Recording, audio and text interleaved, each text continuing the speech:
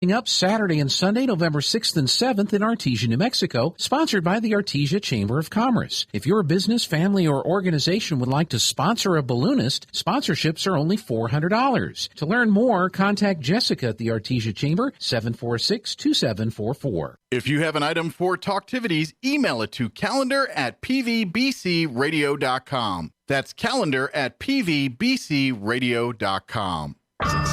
Clyde Lewis and Ground Zero is now in Roswell on 106.5 FM, KEND Roswell. News this hour from townhall.com. I'm Rich Thomason. President Biden made the announcement before jetting off to Europe the other day. We have a framework for my Build Back Better initiative. The president wanted a deal on his signature domestic spending plan in hand before flying to Europe for global summits. But after months of internal haggling among Democrats, votes still aren't locked down. The revised domestic package no longer includes paid family leave and a fix on prescription drug pricing. But other priorities such as free pre-kindergarten and expanded health care programs are still in the mix. Correspondent Mike Rossius says the revised plan comes with a $1.75 trillion price tag. House Republican leader Kevin McCarthy says it's way too much money, adding there are numerous problems with the Biden plan. Trillions of dollars in spending, major expansions of government agencies, and even more inflation that will lead to higher costs for all Americans. Not a single Republican is on board with the Biden proposal, and something else that could draw stiff opposition from Republicans, the idea of direct payments to illegal immigrant families separated at the southern border during the Trump era. That's reportedly under consideration by the Biden administration. The Wall Street Journal reports payments of roughly $450,000 per person are being discussed for a total cost to American taxpayers of $1 billion or more. President Biden and Pope Francis met for about 90 minutes this morning, a meeting taking place at the Vatican. New York City Mayor Bill de Blasio not backing down on his COVID vaccine mandate for municipal workers, despite growing fears it will lead to a shortage of police officers and firefighters, not to mention sanitation workers and other city employees. Watching Wall Street this morning, stock futures in the red. Right now, Dow futures are down 84 points. NASDAQ futures off 153. S&P futures down 24 points. More on these stories at townhall.com.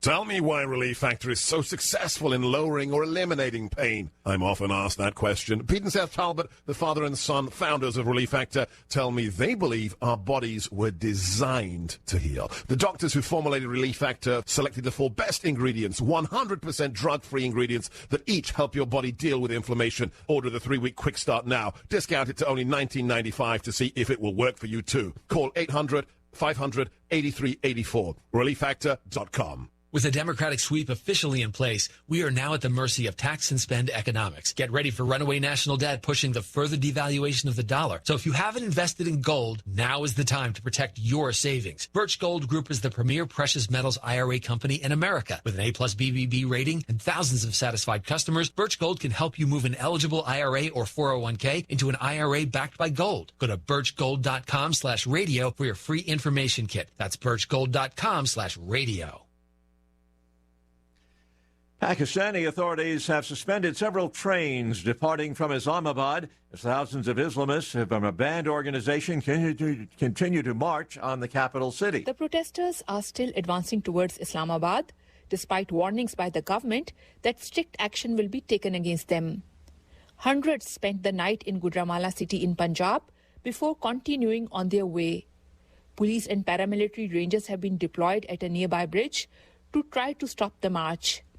Several key bridges on the route into the capital have been blocked with shipping containers, and trenches have been dug across the main highway.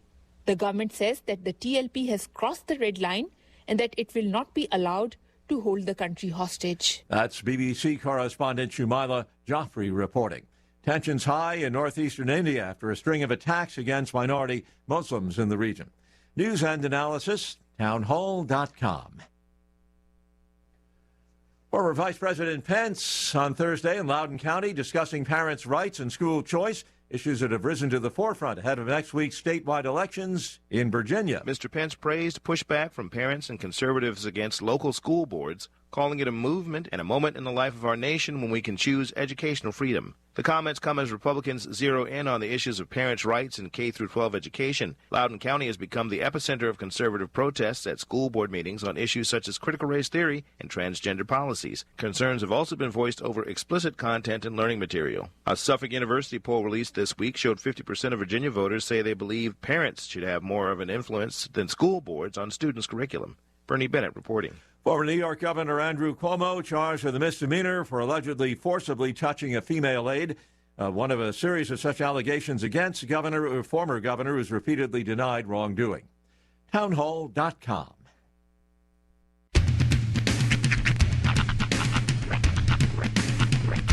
What in the wide, wide world of sports is going on here? I promise you, whatever scum did this, not one man on this force will rest for 1 minute until he's behind bars. Now let's grab a bite to eat. Yeah, come on. I feel the hot wind on my shoulder and the touch of a world that is older. I hit the switch and check the number, and then I slumber. I hear the rhythm ringing through it, flamenco guitar and cumbia music. I hear the talking of the DJ. The devil listen, what does he say? I'm on a Mexican radio. I'm on a Mexican radio. Yeah! Broadcasting live from high atop the J.P. White Building in downtown Roswell, New Mexico. It's Mornings with Mike Winters on 106.5 Roswell's Talk FM. Is that what I sound like when I talk? Now, here's your host, Mike Winters. And good morning, one and all. Welcome to Mornings with Mike Winters. I am he. That would be me, Mike Winters. Happy, one more time, happy Friday, everybody. Yes. Yeah. It's delightful. And it's like a holiday Friday because, I mean, you're working and everything, but got the Halloween weekend, so everyone's got plans. And chances are you're already into at least a pre-coma from all the chocolate and candy you've been eating. Right. Mm-hmm. Yeah, because if you haven't bought your Halloween candy yet, which is smart if you haven't, because you know if you buy it too early, there's no Halloween candy for Halloween. Yeah, I don't. It just doesn't. I know there's some people that exist out there like this, but there's not many.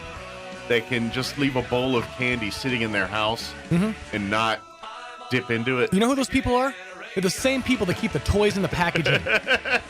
That's who those people are. I want to know those kids from the 80s that still have, like, Star Wars toys in packaging. You know what blows my mind? And this is one that came up on the, I think I learned that there was the Toys That Made Us. Yeah. The Star Wars one. So when the toy line first came out, they didn't have enough product to sell. So they had these cardboard... promise notes. Yeah, like promissory IOUs. Yeah. I remember all that stuff. Yeah. Right. There are still some kids back then who are clearly, messed up adults now that still have those. IOU How cards? do you resist the urge to send in and get one of the first ever Star Wars toys? Now, in all fairness, I did have a friend growing up. He's still my friend. He grew up childhood friend. Old Vic. Old Vic was an only child. Okay. He's a good man. Matter of fact, we've talked about him. He's the Secret Service for the Capitol Police. Yeah, that guy. Yeah. Him. Well, then you shouldn't say his name. Hey, Vic. It might not be Vic. Vic. No, he's the Vic. No. V-I-G. Yes. But no. So he was an only child, but he kind of got a little spoiled. Like he was the guy. Like when we were into skateboarding for like 2 minutes, he had the Tony Hawk skateboard while everyone else had the Kmart special. Right. He's that guy. Right. But he was with like we played hockey, and he of course actually got real hockey stuff while the rest of us had like free Capitals giveaway sticks till we could afford to get our own real sticks. But he always had like that, and like he had the G.I. Joe base, which no kid had. Yeah. And he had the stunt cycle. Yeah, he had all the things. All the good toys. But they were out of the box. Now, we played with them. But you would have thought, Like he was like literally like licking the dudes. And, that is an only child because that's making sure there's no dirt on him, nothing like that. That's a kid whose mom and dad had nothing but attention for them and said, okay, we're going to make sure you pay attention to everything. By the way, my buddy Vic, that has not changed as an adult. He owns like a Harley, a Corvette. He's got all the shiny toys. Yeah, well, he's been married in the last couple of years, so I don't know if all that is still around. It's still there. It's he just was in the a garage. single man for many years, and as a single man, he had single man toys. Mm-hmm. You know, his Harley, his Hummer, his Corvette. Nice. Yeah, that's just it. We don't ever grow up. Our toys just get bigger. But I know his wife is a pretty successful real estate agent, so maybe he still has the toys. I just imagine he's probably didn't use them as often because he's mowing lawns on Sundays. Those are his new toys, the That's John right. Deere. He's got that souped up. He puts on his leathers and goes cut the grass. Are you mowing in chaps? Enough questions from you, Jim. That's right. My seat is leather. It's leather on leather. It's okay. That's just how I roll. Well, happy Friday. Yes. Happy McDonald's Friday. Got to thank the fine Indeed. folks at McDonald's. They do this each and every Friday like servants of society that they are. They provide us with delicious breakfast treats, and we thank them. I have my iced tea. I will be diving into the bag here shortly and seeing what things I can get out of there. Looks like you're going oatmeal. Oatmeal and good old-fashioned orange lava burst, breakfast of champions. There you go. That's not bad health-wise. Oatmeal. Oatmeal. It's like orange juice, basically, right? Lots of fiber. It'll be good to go there. Yeah, it's good stuff. But swing by at McDonald's. They got you covered. Don't forget, coming soon, the South Main one will open up. They are hiring for not only that McDonald's, but all the McDonald's in the Snowburger family here. Log on to mchire.com. It looks so big. Like the new place, I mean, compared to the older location was a lot smaller. It was a compact, smaller McDonald's compared to others. So I got real used to seeing that as I was driving by. But now when you drive by and you look, this is going to be a big mamma jamma. This is a big store. They got a good-sized play place. It looks like about the size of the other one. Obviously not the same shape, but a good size, like two-story not as play area. UFO saucer shaped. Yeah, it's going to be big. Yeah. So, but don't go there yet. It's not open yet. But swing on by. Don't forget to download the McDonald's app. They got exclusive deals available only through the app, and you can definitely take advantage of that. And then you can use that app, drive through, curbside pickup, dine in, whatever. Because I know a lot of people say, well, I don't use the app because I don't pay with my credit card. Don't have to. Yep. Pay with cash. Yeah, show the app at the thing and pay with cash. That's it. Then you can still take advantage of the sales and deals and everything as part of that. They even ask you right there at the front, are you going to be using your mobile app today? And you say yes. Yes, I am. Yes, I am. As a matter of fact, give me a second to download it, and I sure will. Just like the cool kids. So, big thank you to McDonald's for sponsoring us each and every Friday. Swing on by and enjoy a meal today. Let me give you the rundown for today's show. We do have a full show for you today. We're going to start things off this hour. We're going to have, in just a few minutes, actually, Lieutenant Gubernatorial candidate. I don't think I've ever done Lieutenant Gubernatorial. Lieutenant Gubernatorial. She's running for Lieutenant Governor under the Republican Party here. Isabella Solis is going to join us. Matter of fact, if I don't do this often, but if it's Friday, and I know we want you to go to McDonald's and stuff, but she's going to be at Cerritos later this morning. Okay. And if you love, which Cerritos breakfast is on point too. Build your own burrito. That's my go-to. But anyway, lay yourself down a nice base layer of McDonald's. Yeah, there you go. And then you go to Cerritos later, and you kind of top it off. Cap it off. Yeah, there. That's my kind of morning. Your papas fritas and whatnot. But she's going to be at Cerritos doing a meet and greet and things a little later today. But we'll talk with her in just a few minutes. Then in the 8 o'clock hour, about 8:15, Bob Power going to join us here. Bob's been on the show a few times before. They got a dance this weekend. He's talking about and promoting, so we're going to talk about an opportunity for you to get your dancing shoes on and all that good stuff. Then in the 9 o'clock hour, about 9:15, Tracy, it'll be definitely Tracy Fry. There might be someone else from the Roswell Public Library as well joining us, give us an update, remind us about Dia de los Muertos tomorrow, but also talk about some other events and things happening here later on at the Roswell Public Library. And then, of course, we'll do all of your features, the news of the local and national variety, and your town hall business, and whatever else we can come up with for today's show. Don't forget football tonight. Yes, the big dance tonight. Yeah, it's a big game. Not that most don't need reminding, but Roswell Goddard squaring off at the Wool Bowl tonight. Oh, yeah. We will have that game from all angles. Mm-hmm. All angles. For Roswell Coyote fans, tune in right here to 106.5 Roswell's Talk FM. We will have the Coyote perspective. Also, you can watch the game from the Coyote perspective, ksvptv.com, and the Roswell Coyote video channel. For Goddard Rocket fans, you'll get the Rocket perspective on our sister station, 106.1 FM Fierro. You can also watch that game, ksvptv.com. Go to the Goddard Rocket channel. Yes. You'll get now, the video will look the same because I believe they're pulling the video.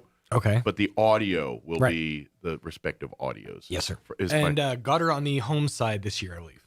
Yes, Goddard is the home team this year. So it is 7:15. Suppose we let's take a look at that weather. See what tonight's weather forecast will be. Enjoy.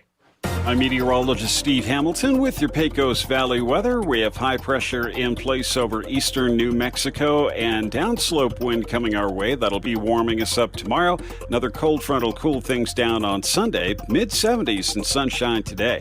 Down to 40 and clear tonight, and then we're in the mid-80s for the afternoon high tomorrow, and it stays sunny. Clear Saturday night, back to the mid-70s and fair Sunday. That's your latest forecast. I'm meteorologist Steve Hamilton. Thank you, Steve. Currently 40 degrees here in Roswell. Humidity is at 47%. Winds are calm at the moment. Another day like yesterday, really. Sunny skies, highs expected to be in the low 70s, 72 officially. Winds will be out of the south, 5 to 10 miles per hour this afternoon. Tonight, going to be a chilly one overnight, mostly clear. Overnight low of 39 degrees. Winds will be out of the south at around 5 miles per hour. Things do warm up for your Saturday. We're going to be in the mid-80s tomorrow. Sunny skies, high of 84 with winds out of the west, 5 to 10 miles per hour. That brings in a warm overnight Saturday night as well. Clear skies with an overnight low of 47. West winds 5 to 10. Then Sunday, back down into the mid-70s. Sunny skies, a high of 74. North winds 5 to 15 miles per hour. And then Monday, when you head back to work and school, expect sunny skies, highs in the mid-70s, around 75. But we do get a little cooler later in the week because Tuesday our high is 61, and then we're going to be remaining in the low 60s, looks like, for the rest of next week after on Monday. So enjoy your 80s tomorrow and 70s this weekend because it looks like it'll be a little cooler for next week. All right, it is 17 minutes after 7. We're going to take a 3-minute commercial break. And then on the other side of the break, Isabella Solis, lieutenant gubernatorial candidate, joining us here on the other side. Don't go away. You're listening to Mornings with Mike Winters. The biggest sale in the history of southeastern New Mexico is back at Roswell Nissan. King of cars. With every vehicle on the lot slashed to liquidation pricing. Like a 2020 Versa slashed to under 18 grand. A 2014 Jeep Patriot slashed to under 13 grand. And a 2015 Sentra slashed to under 9 grand. And get free AirPods just for stopping by. King of cars. On now at Roswell Nissan, 2111 West 2nd. The pandemic hurt small businesses all over New Mexico, even yours, and rebuilding your business is really tough. The state of New Mexico designed the Business Recovery Grant Program to help pay your business rent, lease, or mortgage payments. The average award is $50,000 and does not need to be paid back. As a business owner, you are dealing with a whole new set of challenges. Visit nmfinance.com/recovery to apply now so you can free up your cash and focus on your great comeback. Oasis Computers has been Roswell's trusted source for home and small business computers for over 30 years, and they continue to be your best resource for computer repairs, operating system upgrades, web root managed antivirus, special orders, and more. Oasis Computers is now open from 8 to 1, Monday through Friday to better serve you. Service calls by appointments and after-hour appointments are available too. Stop by Oasis Computers at 1703 North Garden or call or text 575-625-9141 for even faster service. Kiwanis of Roswell and the Roswell Community Little Theater present the music of Simon and Garfunkel, performed by folk duo Swearingen and Kelly, Saturday, November 6th at the Roswell Community Little Theater. Fundraiser performance times will be at 2 p.m. and at 7:30 p.m. Reserved seats are $28 and VIP $40. Purchase tickets online at roswelltheater.com or call 575-513-8119. Don't miss this fundraising tribute to the magical sounds of Simon and Garfunkel by Swearingen and Kelly, Saturday, November 6th, 2 and 7:30 p.m. at the Roswell Community Little Theater. Christmas came early at Richland Chrysler Dodge Jeep Ram. A huge inventory has finally arrived at the dealership. Every type of Ram truck you've been waiting for. 2500s, 3500s, even some 4500s. Been looking for a new Dodge Charger or Challenger? They've got them at Richland. And don't go far looking for a new Jeep, Wranglers, Cherokees, Gladiators, even some work vans. It's like Christmas came early. But hurry, these will go fast. Richland on Southeast Main in Roswell.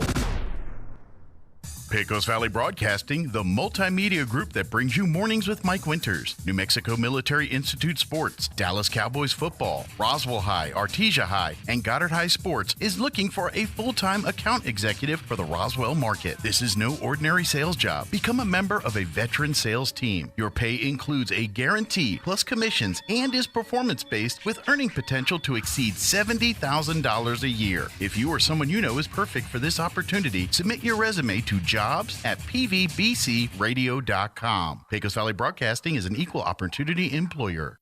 Here's a Mornings with Mike Winters fun fact. China has more English speakers than the United States. They have more Chinese speakers, too. Here's Mike Winters.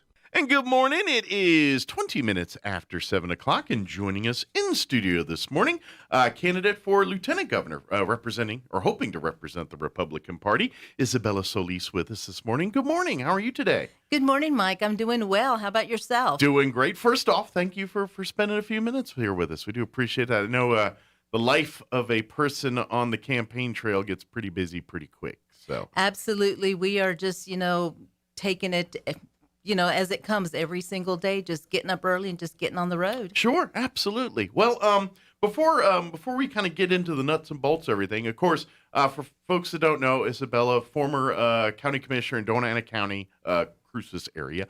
But other than that, tell folks a little bit about yourself and just how you came to be running for lieutenant governor, I guess. Thank you, Mike, for that. Yes, I am a daughter of migrant workers. I'm the oldest of 8. And so growing up, I always had to be an advocate for my family. My parents had an elementary education, so therefore I was really out there busy, speaking up with, for my parents. Gotcha. And then from there, I was taking care of my ill mother, and I had 2 babies. And so I had a high school diploma, and I felt like there was more to life than just that. Gotcha. So I began to take one class at a time. Actually, I took one computer class at a trade school. And so from there, my journey in the education system became very important to me. So it took me well over a decade to get my bachelor's degree because of all the responsibilities I had. Life, you had a life to live. Yes, that's exactly right. Well, and to be honest, that I feel like your path is more of the it's not the traditional path, but it's the more common path, if that makes sense. Absolutely, yeah. And that's why it's important, that we really acknowledge the fact that we do need trade schools because we're not all in the universities. And so that's kind of where I started. But education is real near and dear to my heart because in my family, there's only 2 people that graduated, out of 8. There's only 2 that graduated university. So once I graduated, I wanted everyone to get a degree, to go to school. It's like, hey, if I can do it, everybody can do it, That's right. There's like a whole new world out there when you get educated. You're not wrong there. That is absolutely true. So, obviously serving as county commissioner, how did that come to be? What made you decide to kind of cross into the political world a little bit? Well, I was attending a meeting. It was a little mini conference that they had there in Las Cruces, and I saw an older woman. Her name was Olga Beredosa. She was a city councilwoman, and she was really passionate about what she was talking about, engaged in her community. And so I thought, man, I can do that because I served FEMA at the Federal Emergency Management Agency, and so I served the people. I was on housing missions for those that lost their homes. So I had that passion to help people, even, at a young age. Gotcha. And so when I saw her, I thought, man, I can do that. Okay. And so when I asked her, I said, can I do what you're doing? And I had no clue because I was not in politics, never been.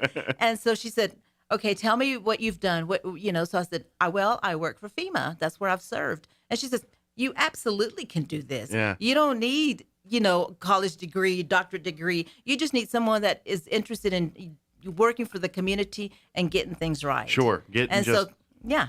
And so that just, I guess it kind of found you a little bit, I think. Exactly. So she inspired me. Mm-hmm. And so I ran for county commission, and Lord behold, I ousted the chairman of the county. I became the chairwoman of Doñana County. I was able to spearhead a $10.2 million road initiative as a county commissioner. I'm very proud of that because that's never been done in the history of Doñana County. Sure. And so it was not just for my benefit or for my little district of District 37, but it was for the entire county. And what we are lacking today is those initiatives that we need to get out there and work for our community. Absolutely. So now that you're done on the you've served your time in the commission here. What made you to make the decision, make that leap to say, you know what, I want to go to the state level here and I want to make a difference in Santa Fe?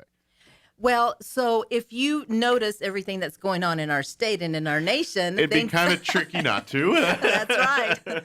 So I realized, I've got to do more than just sit here and just kick it, Sure. I've got to get out and do something in my community. So I was encouraged to run because I want to be that voice to be able to fight for our freedoms, the rights that we have, from the foundation of our country. Our founding fathers said these are our freedoms, these are our rights. Yeah. And so I felt the urge to run for lieutenant governor because as a county chairwoman, I know some about government, and I feel like if I can run the county in Doñana County, I can certainly run the Senate in Santa Fe. Sure.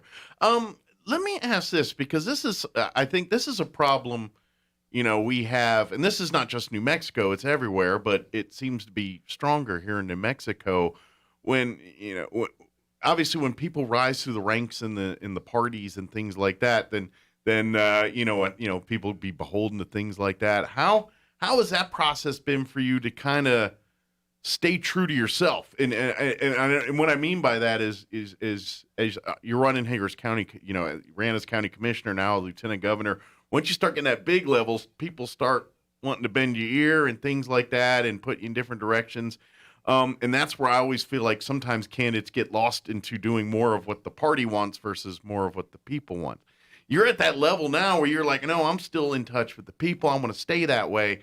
Are you going to be able to kind of maintain that? Because as you get up in the levels, it gets harder to do that. I mean, is that something that you're kind of aware of and cognizant of, and wanting to stay, I guess stay grounded or stay, working for the people, keep the eye on the prize, I guess you could say. Well, Mike, every morning I get up and I have to think about, okay, I have to be true to myself, first of all. Yeah. And I'm thankful for, health, life, and breath. But my job as a lieutenant governor and even as a county commissioner was to serve the people, to serve the constituents. Sure. So I have to remain true to myself, and I have to have my integrity, and people have to see that because then they can trust me. If you don't have integrity and people can't trust you, how can they vote for you? Sure. How can they have confidence that maybe there's a possibility that this woman can bring change? As I can go back to as a county commissioner and being able to pass that road initiative, I couldn't have done it without my colleagues on the board. Sure. There is no way. I needed their vote. So the important thing for me was to be able to be a woman of influence. Gotcha. And so I had to say, okay, Commissioner Gonzalez, you really have to, think about this. It's not just going to benefit me and my district, but all of our districts, all of the county. Think about it. Gotcha. So you have to be a woman of influence and stay true to yourself no matter what it looks like out there. There are people that said, well, I'd like for you to come and do this, and I would like for you to come and do that. But at the end of the day, is it just or unjust? And so I have to work on the line of justice. So it's kind of, you just got to, all right, what's the end game here? Yes. And if something is going good towards that end game, then I need to support that. And ultimately, if it doesn't, even if it sounds good, then I need to back away from something. Well, I mean, there's a lot of things that look good, sound good, and smell good, but that doesn't mean that they're good on the inside. You're not wrong there. That is absolutely true. I mean, you have politicians that sound great. They have a great message. They have a great voice, but that doesn't mean that that's your person. Sure. So let me let's go to shift there a little bit and talk about, the job you're running for here. Looking at our state today and looking at things, obviously, there's going to be a lot of things you're probably not happy with here. But as Lieutenant Governor, when you look at what's going on right now, what's the biggest needs that you think are like day one, job one for a new administration in Santa Fe here that needs to get done? Well, there's a lot of things that need to be done, but I don't think we can do them all in day one. Gotcha. It's going to take a time. It's going to take a minute.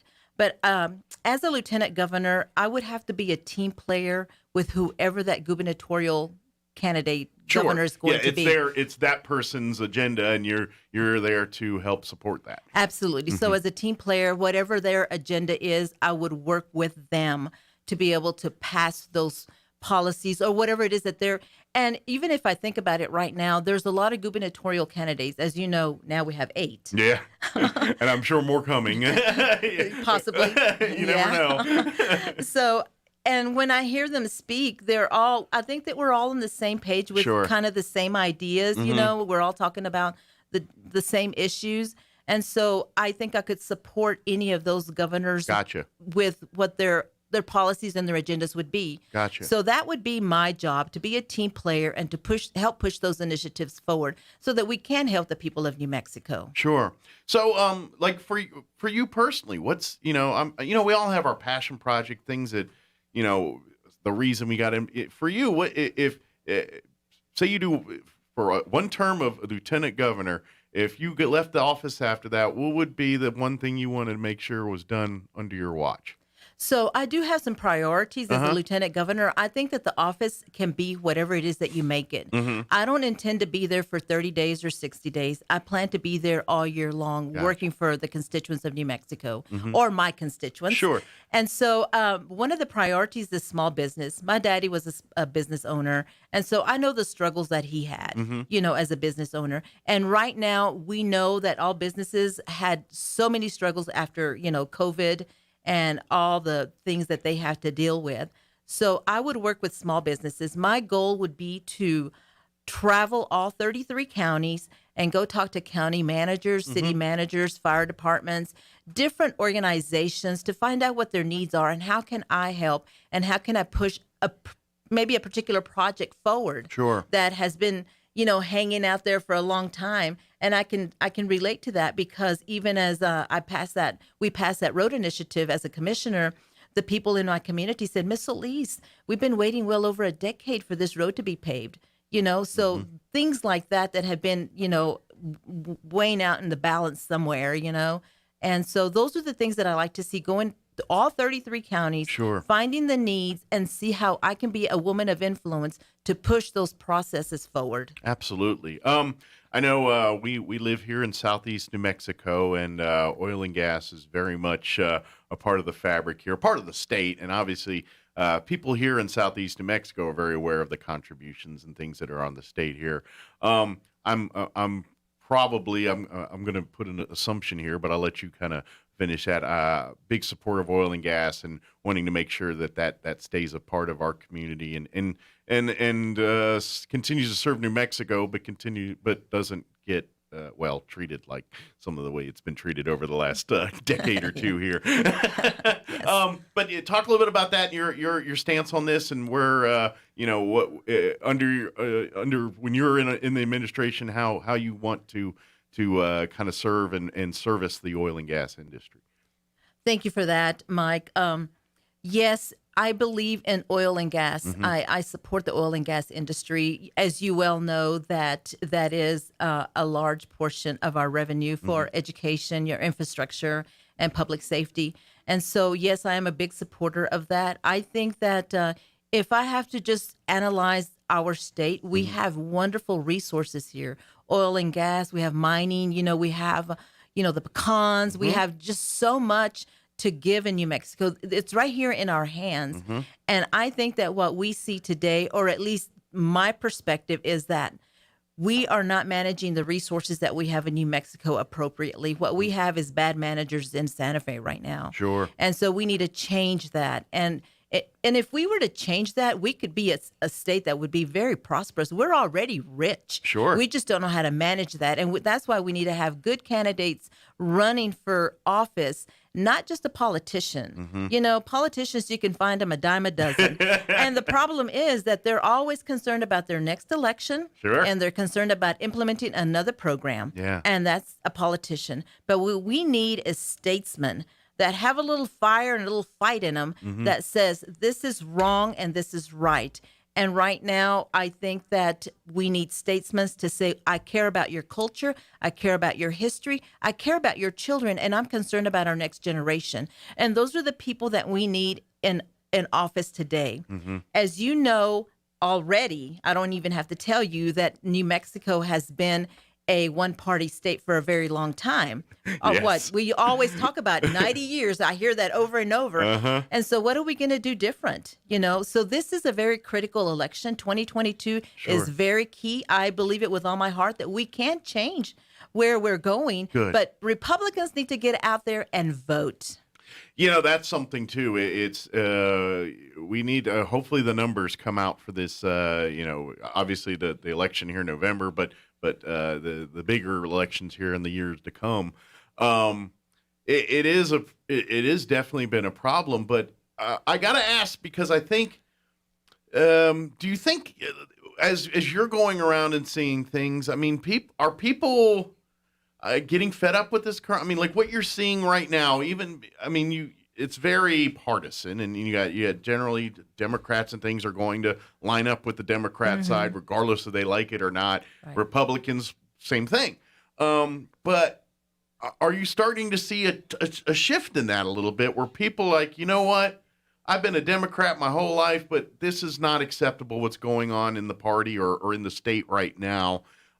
This is not what I signed up for. I mean, are we starting to see a shift where people are like, you know what? I'd rather, where they're shifting a state first mentality versus a party first mentality. You know, does that make sense? Yes, of course. Yes. Yeah.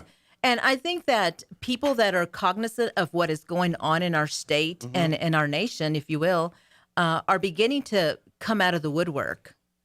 I mean, even if you think about it right now, all those that were receiving unemployment, that were at home watching TV, you know, eating popcorn, you know, while you are kicking back at home, receiving the unemployment, you know, they're stealing your freedoms. Yeah. They're stealing your kids right out of the education through the education system. Sure. So I think that it's important to realize, and really a lot of people, if you think about it, are coming out of the woodwork because they're starting to feel, you know, like this is not right. Yeah. These mandates are not correct. This is not what we signed up for. This is our free country. Yeah. And we need to take it back. And that's what we need. And really, to be honest with you, it's not about Republicans and it's really not about Democrats, Mike. It's about we the people. Sure. It's time that we stand up and we fight and we push back. And we don't take all of that. We need to stand up and fight, go to rallies, go to the school board meetings. And the way we win elections is that we need to win from the bottom up. We need to win our local elections. People that are running for our local office should be winning those positions so that they can grow into the positions to go in, you know, to the state level. And I almost think that that the local side is going to make the parties better, because if there's good government and good work coming at the local levels, the municipal level, the county and state level, that's going to force the higher levels to put, you know what I'm saying, better. And maybe, you know, we look at Congress nationally here and what's going, and obviously there's got to be a lot of regulation going on in Congress to fix stuff before you get there. But maybe the change at the levels here trickles up to force that good change there. Maybe that's too optimistic. Well, I don't know, but I feel like, you know, that's a positive way, is to, you know, if we're getting it right at the local level, maybe that'll matriculate up a little bit. I firmly agree with that, because you can't build a building starting from the top down. You have to have a foundation. So you have to have good people running at the local level, working their way up. Sure. And that's how you grow and learn. I mean, I I couldn't say, well, I'm going to run for governor and never been in office before. To experience that, to learn, and to gain some knowledge there. Sure. That gives me great experience and the opportunity and perhaps the upper hand on some of these other candidates. But I think it starts there. We grow from the bottom up. And then those candidates that have learned their wherever they may be, school board or whatever that may their be. niche or their place. Exactly. Yeah. So then they're going to have that place that's like, okay, now I want to run for state representative. Gotcha. And then you make good state representatives out of them. Sure. But I think what we're missing is that we have forgotten about the local, level candidates, and we need to begin to equip and train people. The Democrats do that a lot. Sure. And I don't see that happening on our side. Gotcha. So maybe that's and to be honest, I think that's because you look at our state legislature and the corruption and the nonsense that's been going on there since New Mexico's been New Mexico. It's almost become tradition or the way of the world. It's like, well, that's just how they do it, and you're like, well, why? That's not right. But because it's been so that way so long, everyone just says it's commonplace. I'm like, well, no, someone's got to stand up and say, and I feel like maybe we're getting close to there, but I don't know. Every time we do that, then we have an election and I see what goes on. I'm like, well, I guess that wasn't what I thought. Well, that's a really, really good point because if you think about it, I have to say that I was totally complicit when it comes to critical race theory. Yeah. Because I never really paid attention. I really just thought that education was the politician's job. Sure. And I just left it to that, and I just stayed in the church, went to church, and I don't get engaged in those kind of things. That's not my thing. You have your beliefs, but you believe people should have their own, and that's their right to do that. Yes, exactly. But now it's completely different because I have been complicit to the education system, as many of us out here, because we got in the boat with the teachers union and went downstream with them and never paid attention. And so now it's time that we begin to negotiate some of those contracts and say, hey, how can we change some policies? We need to implement some policies here. We need to make some changes. And now we're trying to go upstream when it's a little bit difficult, but it can be done. Yeah. It can be done. Absolutely. Well, and that's why I kind of look at school board right now. Yeah. And you look at, of course, obviously that those elections are going on now. And I got to be honest, we have a lot of people, and school board elections are pretty highly contested in the state right now because of what's going on. But I got to be honest, to me, at this point in time, those elections are pretty much moot because your school boards have zero authority, zero power. So you can elect anybody you want in there until the PEDs loses it or gets some regulation on it. Doesn't matter what's going on. So I feel bad because part of me, I'm like, yeah, I want to have folks on and talk about it, but like, you're making promises none of you can keep because at the way the point we're going right now, the state's going to shut and the courts are going to back you. Look at Floyd. Yeah. Ask, have you heard anything from the Floyd School Board since all that went down? You have not, and you will not because the PED is running the show over there, and that's going to happen to every single school board that tries to buck that right now. Well, I see your point in that, and I understand that. But to me, even if we get those school board members elected, and then we get our people as governor, lieutenant governor, and these other places, at least there's still hope, that we can change that. Yeah. And I can't give up and say, it's a lost cause. That's why we're still running for. Yeah, but I think to fix school board, we got to change the governor first. That's what I'm saying. It doesn't matter what we do there. So I think we got to put the fight in the state level. Exactly, that's where it's and so go. we can't give up because there's still hope. Let's get those school board members there because when we have the governor that we need up here, then they can work together. Yeah. But if we don't have them, same thing. Yeah. Well, we're running short of time, so we got to wrap this conversation up. Good news. If y'all want to keep the conversation going, head on over to Cerritos here about 20 minutes. We will have Isabella. You're going to be doing a meet and greet. How long are you going to be there at Cerritos this morning? I think we're going to be there about an hour or so. Okay, so about 9 o'clock or so. So perfect breakfast hour. Have you eaten yet? Not yet. I personally, I get the build your own breakfast burrito, but that kind of works in pairs because it's huge. But it's like $5. You put whatever you want in there. But then my wife and I, we each get our own and then split hash browns. But all their breakfast, that's just our routine. But you're going to have good food there. Oh, sounds wonderful. Yeah, that's a good place. They got too bad you're not there for lunch because they do tacos and all that. But the breakfast is kind of my favorite. So, yeah. But you'll be there. And then, of course, for folks, if you can't make it this morning out to Cerritos, what's if people want to learn more about Isabella Solis and your campaign and get involved, give out the website or the best places to learn more about you. Absolutely. Thank you, Mike. Yes, I can be reached at isabellaforlg.com. That's my website. Okay. And I just want people to know that I intend to be the chief spokesperson in Santa Fe. I really want to be able to address the corruption and the cynicism we see there. And that is my goal, and work for the constituents. And for people to know that I'm going to be a servant. Mm-hmm. It's servant leadership. That's all there is to it. Awesome. There's a lot of work involved in this, but I'm happy to do it. Absolutely. It's time. I always say, we look at our state and I'm like, to be honest, to a person, our values are more conservative. When I look at, you look at Hispanic culture, you look at very family oriented. To me, those are all conservative values. That's right. Yeah. And I never understand why our state is liberal as it is when its people, I think, are more family valued people. They are, and what we need to do is stand up and fight. We're all, pro God, Mm-hmm. pro life, pro Second Amendment, Mhm. pro family. If you talk to people and Mhm. you hear that all the time. Mhm. Okay, so then why are we where we are? Yeah. Well, we need to keep pushing. When the fight gets tough, we still need to stay in the game. Absolutely. So, well, thank you. Come on again.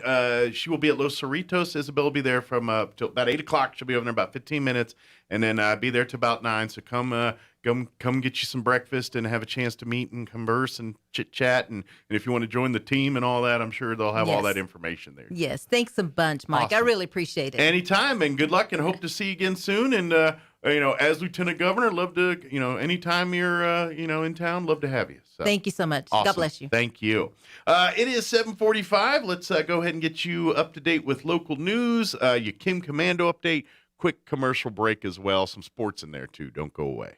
Now for a Pecos Valley News update, I'm Jared Cirillo. The Pecos Valley Drug Task Force conducting a recent investigation that led to the seizure of up to 10 ounces of suspected fentanyl powder, more than 1,100 fentanyl pills, 75 grams of black tar heroin, 3 grams of meth, and 2 firearms. Agents arrived at the 500 block of Del Rio in Carlsbad for an attempt to locate and rearrest Cruz Melendrez, who was charged with a number of offenses that include trafficking in a controlled substance and possession of stolen vehicles. During their arrival, Melendrez was contacted and arrested for the various warrants. Agents contacted a number of other people at this location.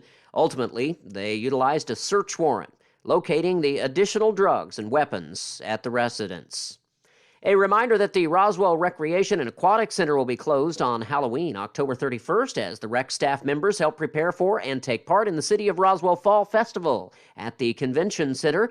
The festival takes place Sunday from 4 to 8 p.m. You're up to date. I'm Jared Cirillo. Without a doubt, it's a legal question destined for the Supreme Court. I'm telling you about it today in yet another attempt to warn parents of the very serious online dangers to your kid. I'm Kim Commando, brought to you by SimpliSafe. Check out the new wireless outdoor security camera today at simplysafekim.com. The controversial Netflix drama, 13 Reasons, is extremely popular among teens. The plot is centered around a 17-year-old high school student. Before her death, she records cassettes detailing her 13 reasons for committing suicide. Research published in the medical journal Psychiatric Services shows that half of the suicidal adolescents studied claim that the series contributed to their suicide risk. Netflix is being sued by a grieving father of a daughter who killed herself after watching the program. Netflix claims that its algorithm that suggested the show to the teen is fully protected by the First Amendment. I believe that the program can be dangerous to vulnerable teens. So until the court decides, you be the judge. Watch the show before you let your kids. Stay updated at commando.com. When you use the bathroom, you always close the door behind you, right? You don't want random passerbys just looking in. So why would you let people look in on you when you go online? Using the internet without ExpressVPN is like going to the bathroom and not closing the door. Your ISP knows every single website you visit and can sell this information to ad companies and tech giants who will use your data to target you. ExpressVPN creates a secure encrypted tunnel between your device and the internet so that your online activity can't be seen by anyone. I use ExpressVPN on all my devices. It works on phones, laptops, even routers. Plus, it's as easy as closing the bathroom door. Just fire up the app, click one button, and you're protected. If you're like me and believe that your online activity is your business, secure yourself by visiting expressvpn.com/Kim today. Use my exclusive link, expressvpn.com/Kim, to get an extra 3 months free. That's expressvpn.com/Kim. I'm meteorologist Steve Hamilton with your Pecos Valley weather. We have high pressure in place over eastern New Mexico and downslope wind coming our way. That'll be warming us up tomorrow. Another cold front will cool things down on Sunday. Mid-70s and sunshine today. Down to 40 and clear tonight, and then we're in the mid-80s for the afternoon high tomorrow, and it stays sunny. Clear Saturday night, back to the mid-70s and fair Sunday. That's your latest forecast. I'm meteorologist Steve Hamilton. It's time for the Chavez County Sports Reports. With the victory tonight, Roswell Coyotes wrap up the district last game of the regular season tonight in football. And Roswell is hoping to dispose of a very tough foe in order to do that. Goddard is 5-3 overall, 1-1 in district play. If Goddard wins this game at the Wool Bowl this evening at 7, forces more than likely a three-way tie at the top of the district because Artesia is a heavy favorite against Alamogordo tonight. Artesia is also 1-1. NMMI at home against Tucumcari to wrap things up for the Colts in the regular season. Dexter at home against Hope on Saturday. That starts at noon. And in the six-man semifinals, Gateway Christian 8-0 against Roy 4-1. That starts at 6 tonight. That could be a pretty good game. Sports Report brought to you by DSI. Call DSI for all your office technology needs. I'm Eric Butler at Roswell Talk FM 106.5. With the SRN News Business Brief, I'm Bill Alexander. Facebook is changing its name to Meta Platforms Incorporated, or Meta for short, to reflect what CEO Mark Zuckerberg says is its commitment to developing the new surround yourself technology known as the metaverse.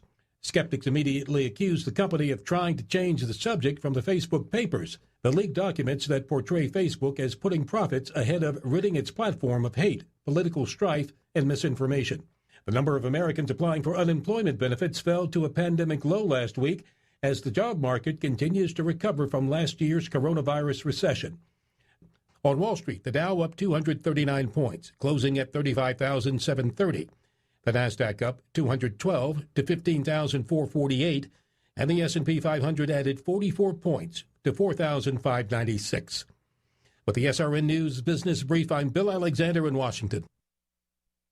Almost everybody knows the Bible story of David and Goliath. Usually we tend to focus on a couple of things within that story, such as the size of the giant, as well as the gigantic courage of David. I wonder, do we lose sight of the most important figure in that story? Behind the scenes is David's God, a God who empowers and a God who brings victory. Most of us have some giants that need to be conquered of our own. Some of these giants have shown up out of nowhere and test us and may even taunt us. Some of our giants we've created by our own mistakes and our own sin. One important lesson from David's story is that the giant really doesn't matter, just God does. So we face our giants with courage and strength, not because of our might, but because of God's. We stand tall, knowing that victory will come with God, and we will one day see that giant slain at our feet. This calls us to do two things. We've got to show up for the battle, and we need to look up for victory.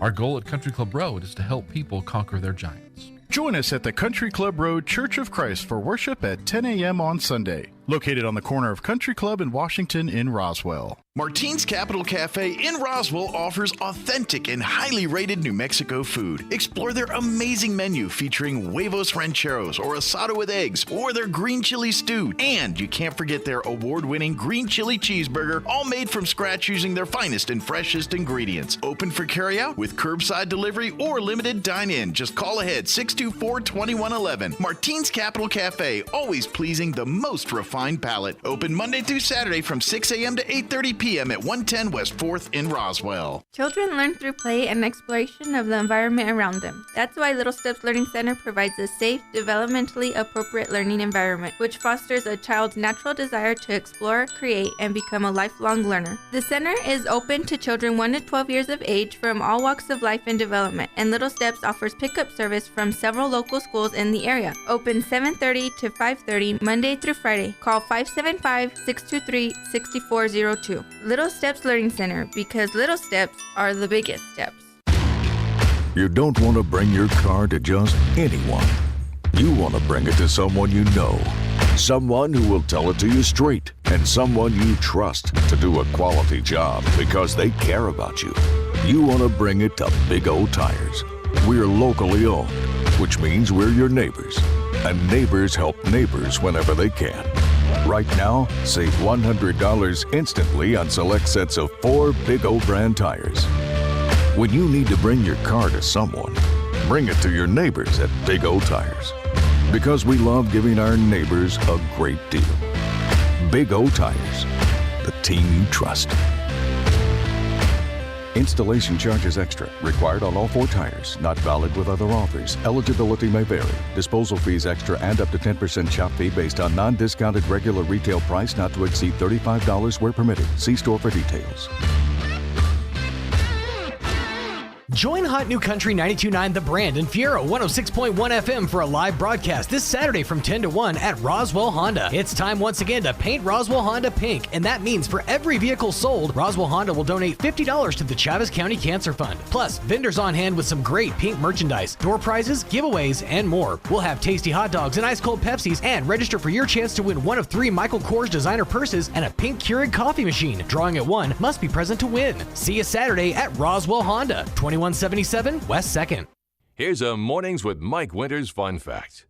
47.2% of all statistics are made up on the spot. Is this true? I'd say chances are about 50%. Here's Mike Winters. And good morning, 7:55. Got a few minutes here before the top of the hour and news and all that stuff. Next hour, we're gonna have we'll probably have a couple people pop by. Bob Power's going to join us talking about big dance happening Saturday night out at Westminster Presbyterian Church. Polish up your dancing shoes and boots and get ready for an evening of great food, music, and fun. The dance will be this Saturday at Westminster Presbyterian Church Fellowship Hall, which is located at 2801 West 4th Street. It's going to be from 6 to 9 p.m. The fabulous Cibola Springs will be on the stage, providing the music. Guys and gals, bring a partner, come solo and meet one while you're there for a wonderful evening of music and dancing. Admission is just $5 per person. And then if you bring another $5, you can purchase a delicious barbecue brisket dinner. Hey, after all that dancing, you got to eat, right? So come on out. It's tomorrow night. The benefit that the dance is a benefit to help the Westminster Presbyterian outreach program there. So you're going to help others in our community by you dancing and eating barbecue. We'll talk more with Bob about it next hour, but Sheriff Mike Harrington also might pop in for a little bit and chit-chat with us and give us an update too. So we'll try to knock all that out next hour on the show. Of course, with the Halloween holiday this weekend, lots going on. Of course, night at the Living Zoo is tonight and tomorrow night out at the Spring River Zoo. The Fall Festival that the city that's free, the Fall Festival.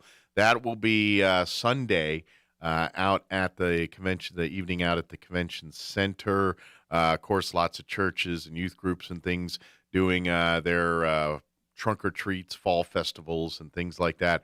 Our American Legion Post 61 family is having a Halloween drive-through event. Our second annual drive-through, that's going to be happening in the parking lot of First United Methodist Church this Saturday from 5 to 8 p.m., which is located at 200 North Pennsylvania Avenue.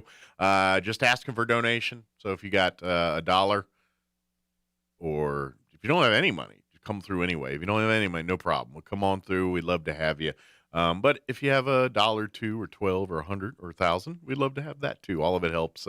We go to help different various things in our community with that. From some of our Thanksgiving things, we'll be giving turkeys out with that money.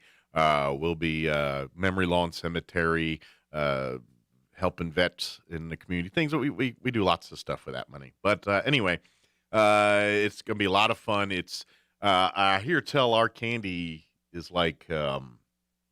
We're like one of the fat gooses in the candy world.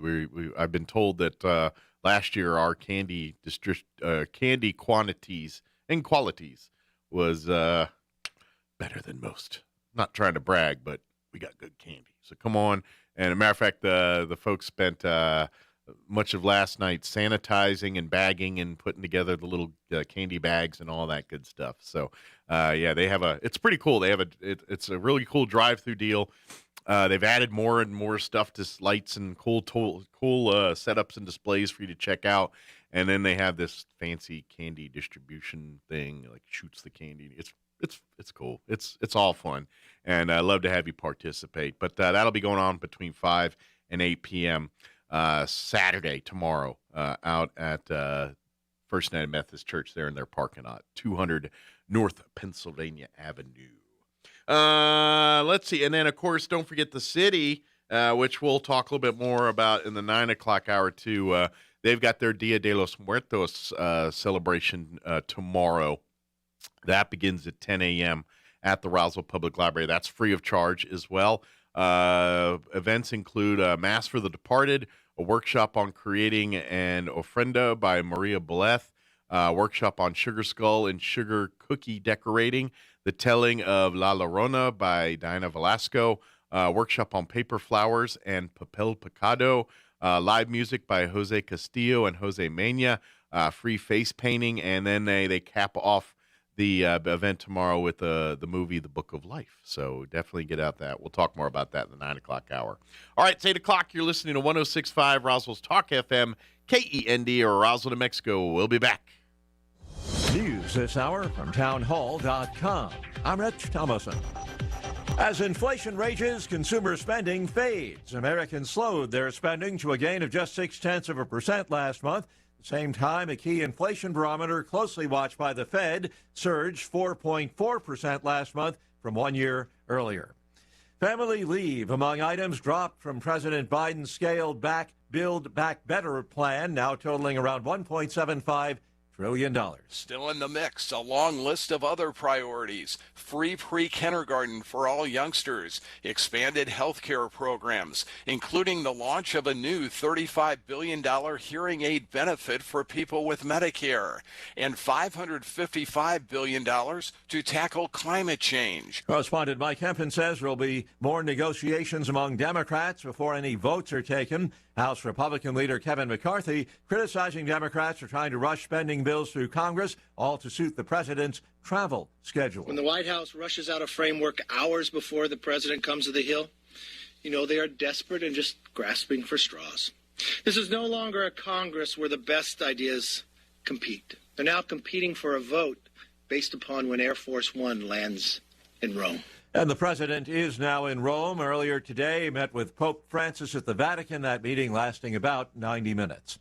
The new director of the de facto U.S. Embassy on Taiwan says the United States remains deeply committed to the self-governing island and is actively pursuing new areas of cooperation, such as in cybersecurity and supply chains. The Washington, D.C. area being swept by gusty winds and heavy rains this morning, prompting flood watches and even warnings in some of the coastal areas. On Wall Street, the Dow is up 18 points, the Nasdaq down 81, the S&P is off 12. More on these stories at townhall.com. Your pets have the same energy they used to? Do they have problems with itching, scratching, a dull coat, or goopy ears? Then your pets need Dinovite. DINOVITE.com. For over 20 years, pet owners have trusted Dinovite to supplement their pet's diet. We started Dinovite, and in our first box, we noticed a difference. Dinovite is an all-natural daily supplement made from whole foods that help support your pet's immune system, digestion, skin, and coat. Within 3 weeks, he's not scratching and itching, and he's an all-around happier dog. Today's commercial pet foods are processed at high temperatures, which bakes out all the essential goodness. These processed foods can lack the essential vitamins, enzymes, and probiotics that contribute to overall good health. Adding a scoop of Dinovite to your pet's food bowl is the answer. If you love your pets as much as I do, you'll want to do what's best for them to live long, healthy, happy lives. I have 2 cats and 2 dogs. All 4 of them are on the Dinovite. You won't believe how happy your dog will be. DINOVITE.com. An American woman convicted of helping to kill her mother on Indonesia's tourist island of Bali is now out of prison. Heather Mack has been released after serving 7 years of a 10-year sentence. She was almost 19 and a few weeks pregnant in 2014 when the body of her wealthy mother, Sheila von Wiesmack, was found in a suitcase inside the trunk of a taxi. Heather Mack's then-boyfriend Tommy Schaefer received an 18-year sentence. During her incarceration on Bali, their daughter Stella, Mack's not seen her for about 20 months because prison visits were halted during the pandemic. I'm Charles de Ledesma. More than 2,000 tourists visiting China's Inner Mongolia region have been sent to hotels to undergo 2 weeks of quarantine following detection of new cases of COVID-19 in the area. News and analysis at townhall.com. The global economy giving leaders of a group of 20 countries a lot to talk about at their summit this weekend in Rome. The presidents and prime ministers representing 80% of the global economy will confront a recovery hampered by an energy crunch that's spurring higher fuel and utility prices, new COVID-19 outbreaks, and log jams in supply chains. U.S. President Joe Biden has said he wants to press other leaders on high oil prices. One thing is for certain, leaders will sign off on a deal to enact a global minimum corporate tax that could help reap more money for governments that have increased spending on pandemic relief. Jeremy House reporting. New York City Mayor Bill de Blasio is not backing down on his COVID vaccine mandate for city workers. This is growing fears it will lead to a shortage of police officers and firefighters, not to mention sanitation workers and other city employees. More on these stories at townhall.com.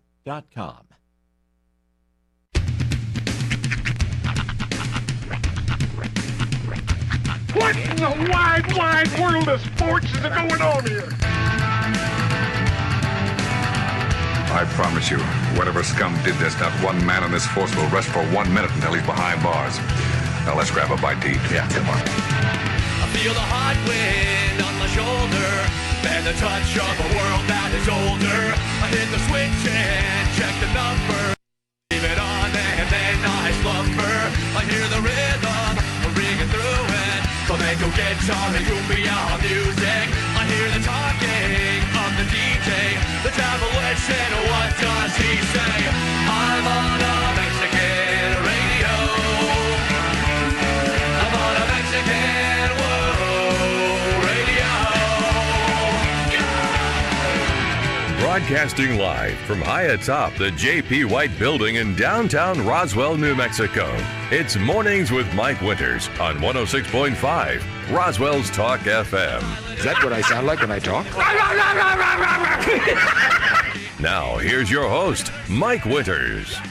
And good morning. It is 6 minutes after 8 o'clock. Welcome to hour number 2. The Deuce. Thank you, Tanner, of Mornings with Mike Winters, right here on 106.5 Roswell's Talk FM. Sean's on the air right now doing an interview, so he's not available to say the deuce.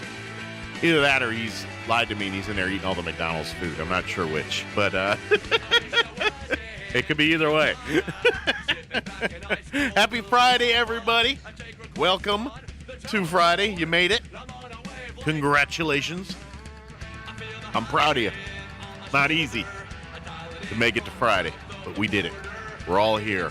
And thank goodness it's a McDonald's Friday. Big thank you to the fine folks at our Roswell McDonald's for providing us delicious breakfast treats each and every Friday. Swing on by any of your McDonald's. They got you covered. And don't forget, they are hiring for the new McDonald's.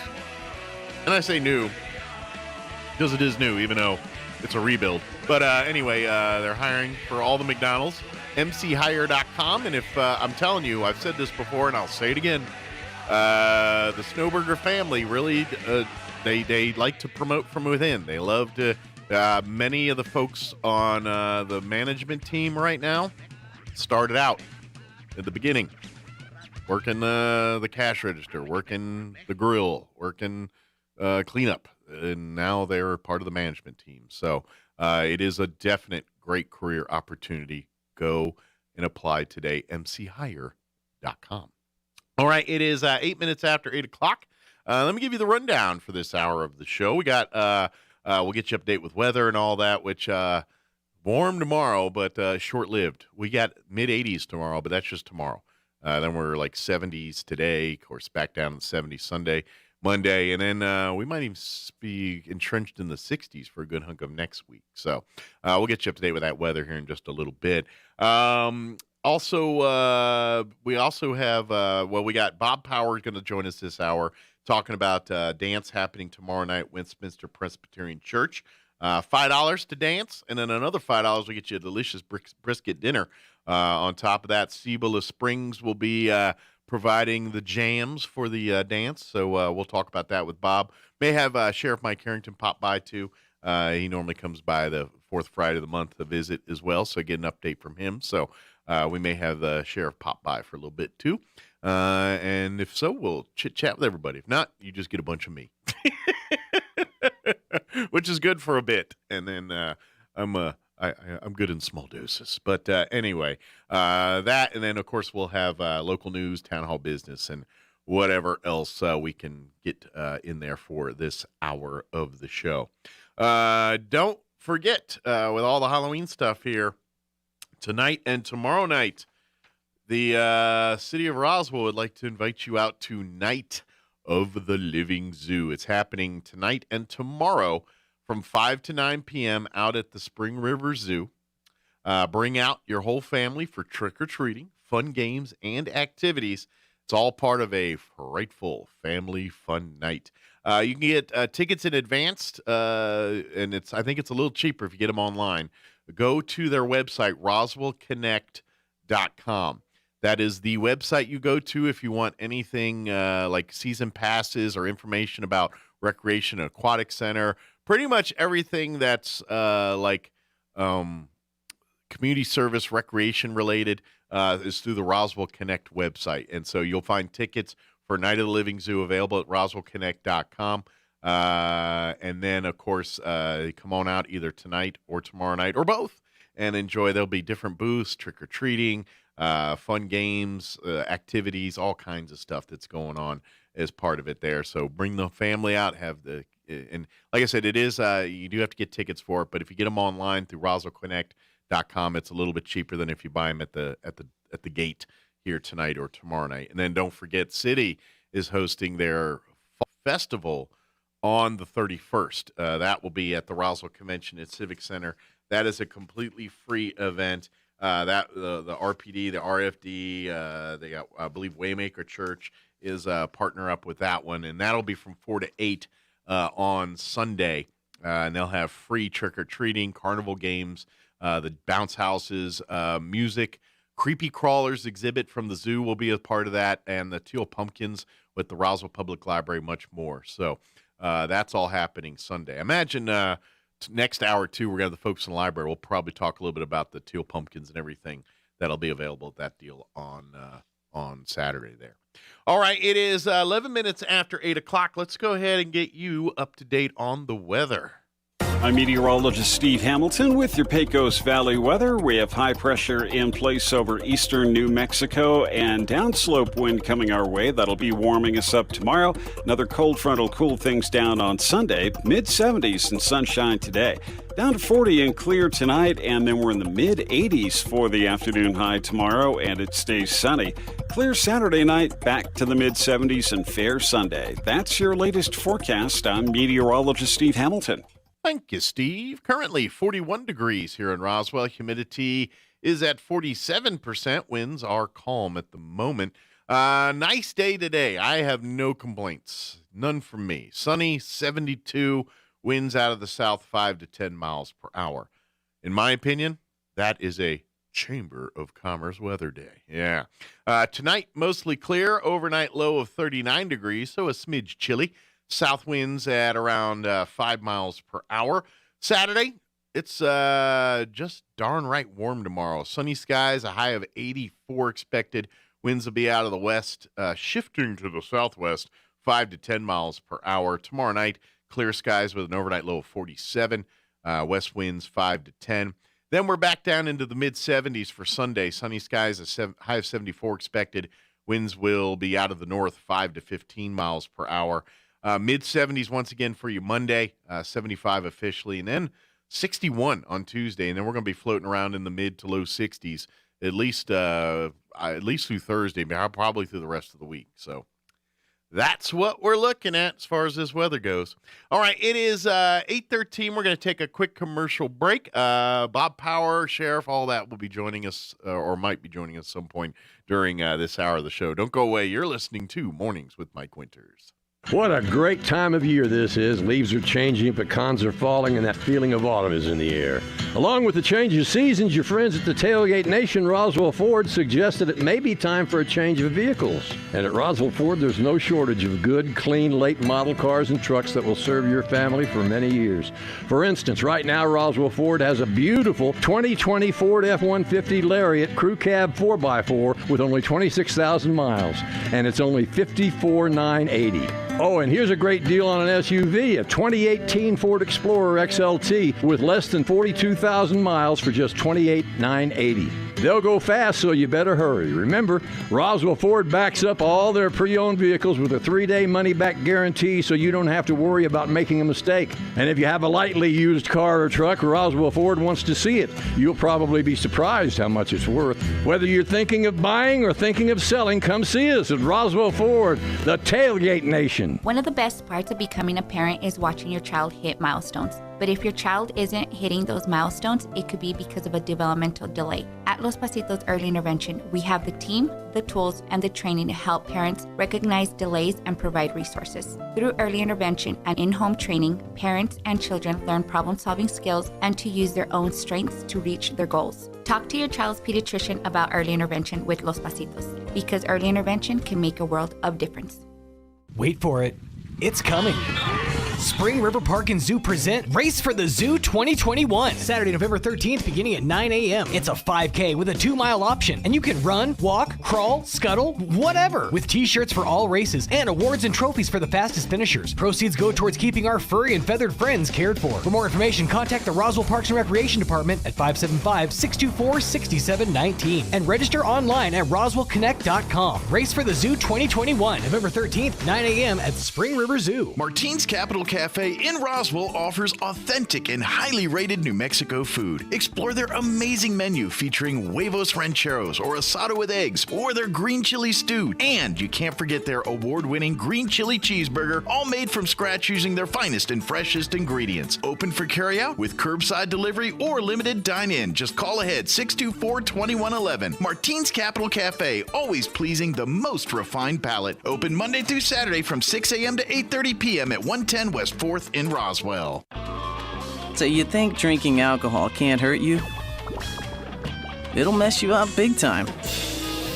Say adios to large chunks of your brain. Major damage is already being done. Other parts of your body are getting wrecked too. Forget about sports, forget about school, forget about doing much of anything. Underage drinking freaks out your body, messes up your life. Sponsored by the NMDOT. Join Hot New Country 92.9 The Brand and Fiero 106.1 FM for a live broadcast this Saturday from 10 to 1 at Roswell Honda. It's time once again to paint Roswell Honda pink, and that means for every vehicle sold, Roswell Honda will donate $50 to the Chavez County Cancer Fund. Plus, vendors on hand with some great pink merchandise, door prizes, giveaways, and more. We'll have tasty hot dogs and ice-cold Pepsis, and register for your chance to win one of 3 Michael Kors designer purses and a pink Keurig coffee machine. Drawing at 1 must be present to win. See you Saturday at Roswell Honda, 2177 West 2nd. Here's a Mornings with Mike Winters fun fact. Did you know you share your birthday with at least 9 million other people in the world? Your birthday isn't feeling so special now, is it? Here's Mike Winters. Oh, I'm sorry. That one always bursts people's bubble. They get there excited. It's their birthday. And I'm like, yeah, it's like 9 other million people's birthday today, too. So... Sorry, I hate to rain on your parade. Good morning. It is 17 minutes after 8 o'clock, and joining us in studio this morning, Bob Power back with us. Morning, Bob. Morning. How are you? Doing great. How about yourself? I'm doing well, thank you. Good deal. Well, I think everyone needs to get ready for tomorrow night. Get ready to have a little fun. Shine up those dancing shoes That's or right. boots. Yeah, get your dancing boots or dancing shoes on, and maybe grab a partner. And if you don't have a partner, maybe you'll find one at the dance. And work up a good appetite, too. Exactly. Yeah. So tomorrow night, Westminster Presbyterian Church will be hosting a dance. It'll be and it's a lot of fun. Cibola Springs is going to be in charge of getting everybody moving. And then, of course, and that's just $5. Come and dance with Cibola Springs. But if you bring another $5, they'll feed you. And they got an awesome barbecue brisket dinner. And who's your brisket guy? Who do you have that does the brisket? Who's making it? Yeah, who's on your brisket? Yours truly. Ah, you're the brisket master. Yeah. All right. Do you have secrets? Like, do you have a secret recipe or? Yeah, but I used to own a restaurant, so okay. I know my way around the kitchen. All right. Well, low and slow is always the key when it comes to brisket. Yes. It's funny. I used to work in a meat room when I was like 17, and so, but they didn't really let me do the serious butchering. They left that to the professionals, but they'd have me grind beef or, do little things. But I learned a lot about cows and the parts and all that. And there's a reason you have to cook brisket low and slow, because it's the toughest, roughest piece of meat on that cow. But when you cook it right, it's just sweet deliciousness. I guarantee you, mine, it's hard to slice because it falls apart. It's just so tender. All right. Well, so come for the dance and stay for the barbecue. So, but it's tomorrow night. It's going to be at Westminster Presbyterian Church, 6 to 9 p.m. $5 get you in the door. Another $5 will get you the brisket dinner, and the proceeds go to the outreach program there at Westminster Presbyterian Church. Right. They since Tom Blake took over at the church, they've been bombarded by homeless people. Okay. And they're just trying to help. Tom is very much in favor of helping them. Yeah. He's a man of God. That's what men of God do. Yes, sir. And we need help, financial help. Gotcha. So if you want to pay a little more than $5, pardon me? If you happen to give them a 10 instead of a 5 to get in, that would be awesome, because again, it all goes towards the outreach program and helping these folks get on their feet. So yeah, good deal. So it's $5, but like I said, it is a fundraising event. So if you'd like to donate more, now you don't have to. You're under no obligation, but you're like, hey, all I got's a 20. They'll take it. But there's a limit on it. We don't want them giving us more than 500. Sure. Yeah, we don't. But come out, have some fun. Yeah. And if you're, if you want to learn more about Westminster Presbyterian Church too, I'm sure Bob or Tom or someone would be happy to sit down and help you and talk to you. And Well, that would be Tom, not me, because I'm not a member there. Gotcha. You're just. I belong to a different church. You're just there helping out. Yeah. Awesome. But now, of course, Cibola Springs is, for folks that are not familiar with them, they play a little bit of everything, don't they? Well, Cindy is the main singer, and she does mainly old-time rock and roll. Okay. The 50s, 60s, 70s. Little doo-wop with a little classic rock in there. Right. Gotcha. Okay. And her brother, Marvin Roberts, does country. Okay. And will he be doing some of that out there tomorrow or Saturday too? Right. Good deal. So a little country. So it's like Donnie Maria, a little country and a little rock and roll. and so people know Cindy is fantastic. They're both fantastic. Yeah. Marvin is too. But Cindy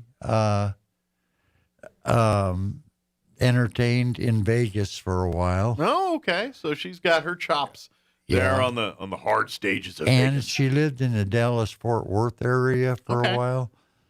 And she was voted Female Entertainer of the Year 2 years in a row. Oh, wow. And for a big area like Dallas-Fort Worth. Yeah, that's saying something. A lot of entertainers. Yeah. That's really saying something. So you get to enjoy all that for $5 tomorrow. Yeah. Yeah. So great music, great entertainment, and come out and dance. Now, if you're shy, that's okay. You can toe tap in the corner there, no problem. Yeah, but someone might drag you up on the dance floor. I haven't talked to you about this yet, but I thought we could increase the number of people coming. Okay. If we could get you there dancing on the tables. Well, I think you want more people coming. That might not be if you want less people, that will get them in there. They're like, yeah, no. Although, if they want to see me fall, that might be worth the price of admission. Like, if you don't want to seem, ill will, like I fall off the table, because I'm that guy. The table will break or I fall over. That's guaranteed if I get. Oh no! You get up there and do your famous bubble dance. There you go. I have to wear a helmet for that one. But it's a very worthy cause. Yeah. And the dances we've had there so far have been fantastic. It's just a fun night out. People love it. Yeah. And to be honest, this is a busy weekend with a lot of kid stuff and a lot of Halloween and things. Maybe this is your date night, your escape from all the kids and fun festivities and things, and say, hey, let you and I go do something just us. They got a brisket dinner. We'll have dinner and dancing and have a fun night of fun. Just you and I. Leave the kids with the sitter or with the, whomever, or let them go have fun at their trunk or treats, and you go come and dance your shoes off here at Westminster Presbyterian Church. You got it. Yeah. Come on and have some fun. And for those that don't know where Westminster Presbyterian Church is, yes, probably should it's say 2801 West 4th Street, and it's directly behind Champion Motorcycle Dealership on West 2nd Street. Yes, yeah, they're on 2nd. If you see the Champion Motorsports, that road right next to it, turn there, and then you'll see the church right behind it there. Exactly. Yeah, and it's right near Enchanted Hills Park there. If you're familiar with that park, it's kind of across that street from there. So. Yeah. It's like him. I know. So disc golfers probably know the park over there, and so it's right across the street from there. But come out, and like I said, everything gets underway about 6 o'clock.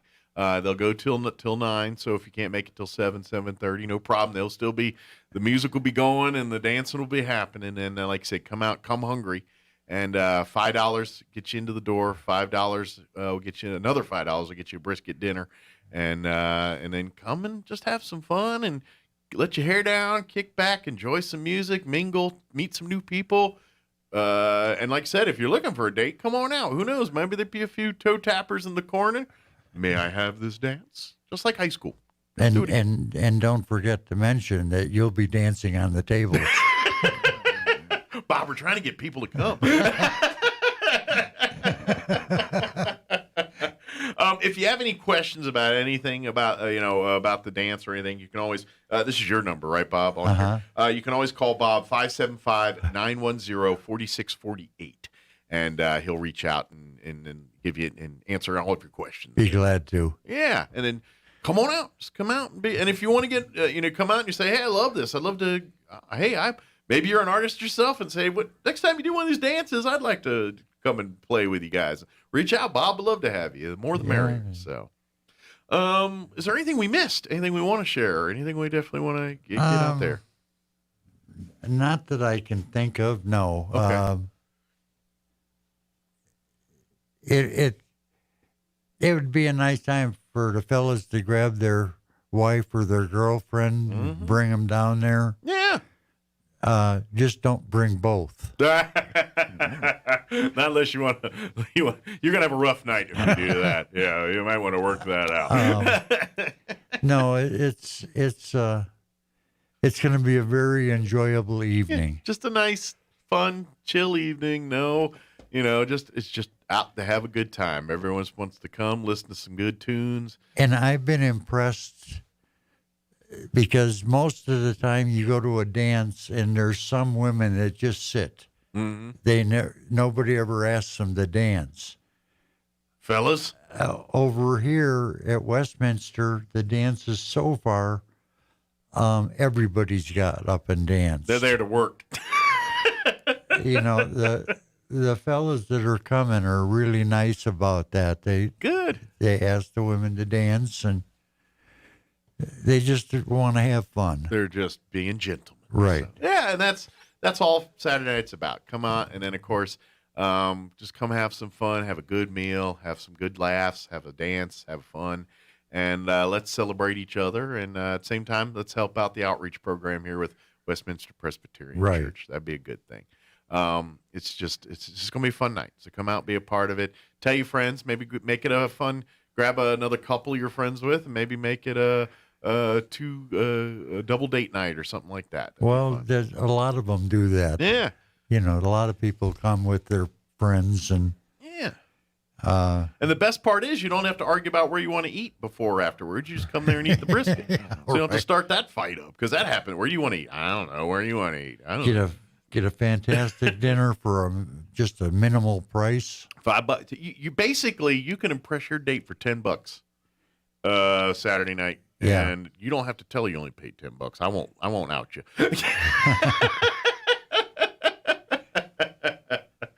Well, very good. Bob, as always, appreciate the visit here and appreciate everything else. Is there any other events we want to put on the radar while we're talking, or is it just it for now? Well, that's the only one I want to mention now. Gotcha. Okay. We'll get the others later. Yeah. But and of course, if you want to learn more about Westminster Presbyterian Church, please reach out to Tom Blake and talk to them. And if you want to get more involved in their outreach program, I'm sure Tom is always and the staff there are always looking for more folks to be a part of that and help out with that. Well, they've changed quite a bit. Okay. In that. Now it's not just Westminster. Oh, it's got bigger. They've incorporated with the Victory Outreach. Okay. And that's another great organization. Yeah, they're fantastic. Both Westminster and Victory Outreach are fantastic. Yeah, Victory Outreach helps people with problems and gets over them. I mean, a lot of times we say addiction, but that's not always the case. But yeah, generally speaking, a lot of people with alcohol, drugs, those other addictions, they are a program that helps those folks, and it's so much more successful than your traditional programs because it's all faith based. It's not only getting them off the vice, but it's filling the void in their lives that they were trying to fill with alcohol and drugs, and they're filling it with God and putting what should be there and getting folks. So they're not only treating them for addiction, they're putting them on the path, and that's what it's all about. Well, when I was younger, I had drug and alcohol problems. Okay. So I've been through and seen a lot of drug and alcohol programs. Mm-hmm. And I've never seen one as good as Victory Outreach has. I've dealt with various chapters of that over my time in radio, and by far they're the more. Every time I talk with other, they have the success rate because they really are. They're fixing lives. They're not just treating addictions, and there's a difference there. That's right. It's a big difference there. Yeah. So. Yeah, it's an amazing program, and you know what? If you know you yourself or know someone that could use come out to the dance Saturday. I'm sure there's some folks there that'll be able to help you give you information about that too. Yeah. So, but again, this Saturday night, Westminster Presbyterian Church, 2801 West 4th Street, right behind Champion Motorsports, there on 2nd Street. Come on out between 6 and 9 p.m. $5 to dance. Another $5 gets you a delicious brisket dinner. And come bring a date, bring yourself, bring friends, come on out. Just come out and dance and get ready if you can. If you don't have a date, come and we'll find one at the dance and see if we can meet one. and again, Mike dancing on the tables is free. You might want to give him a tip. There you go. The tip is don't do that. Yeah, they might need to. But if I do that, don't get a expensive table because odds are pretty good it's going to break. So something cheap. Bob, as always, appreciate the visit. Thank you, sir. And we'll see you Saturday and see you next time, too.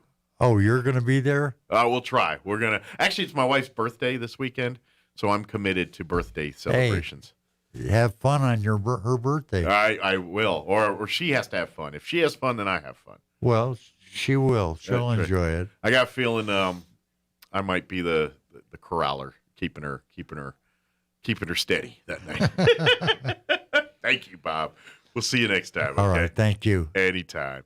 It is 8:34. Let's go ahead and pause for local news, weather, and town hall business. Don't go away.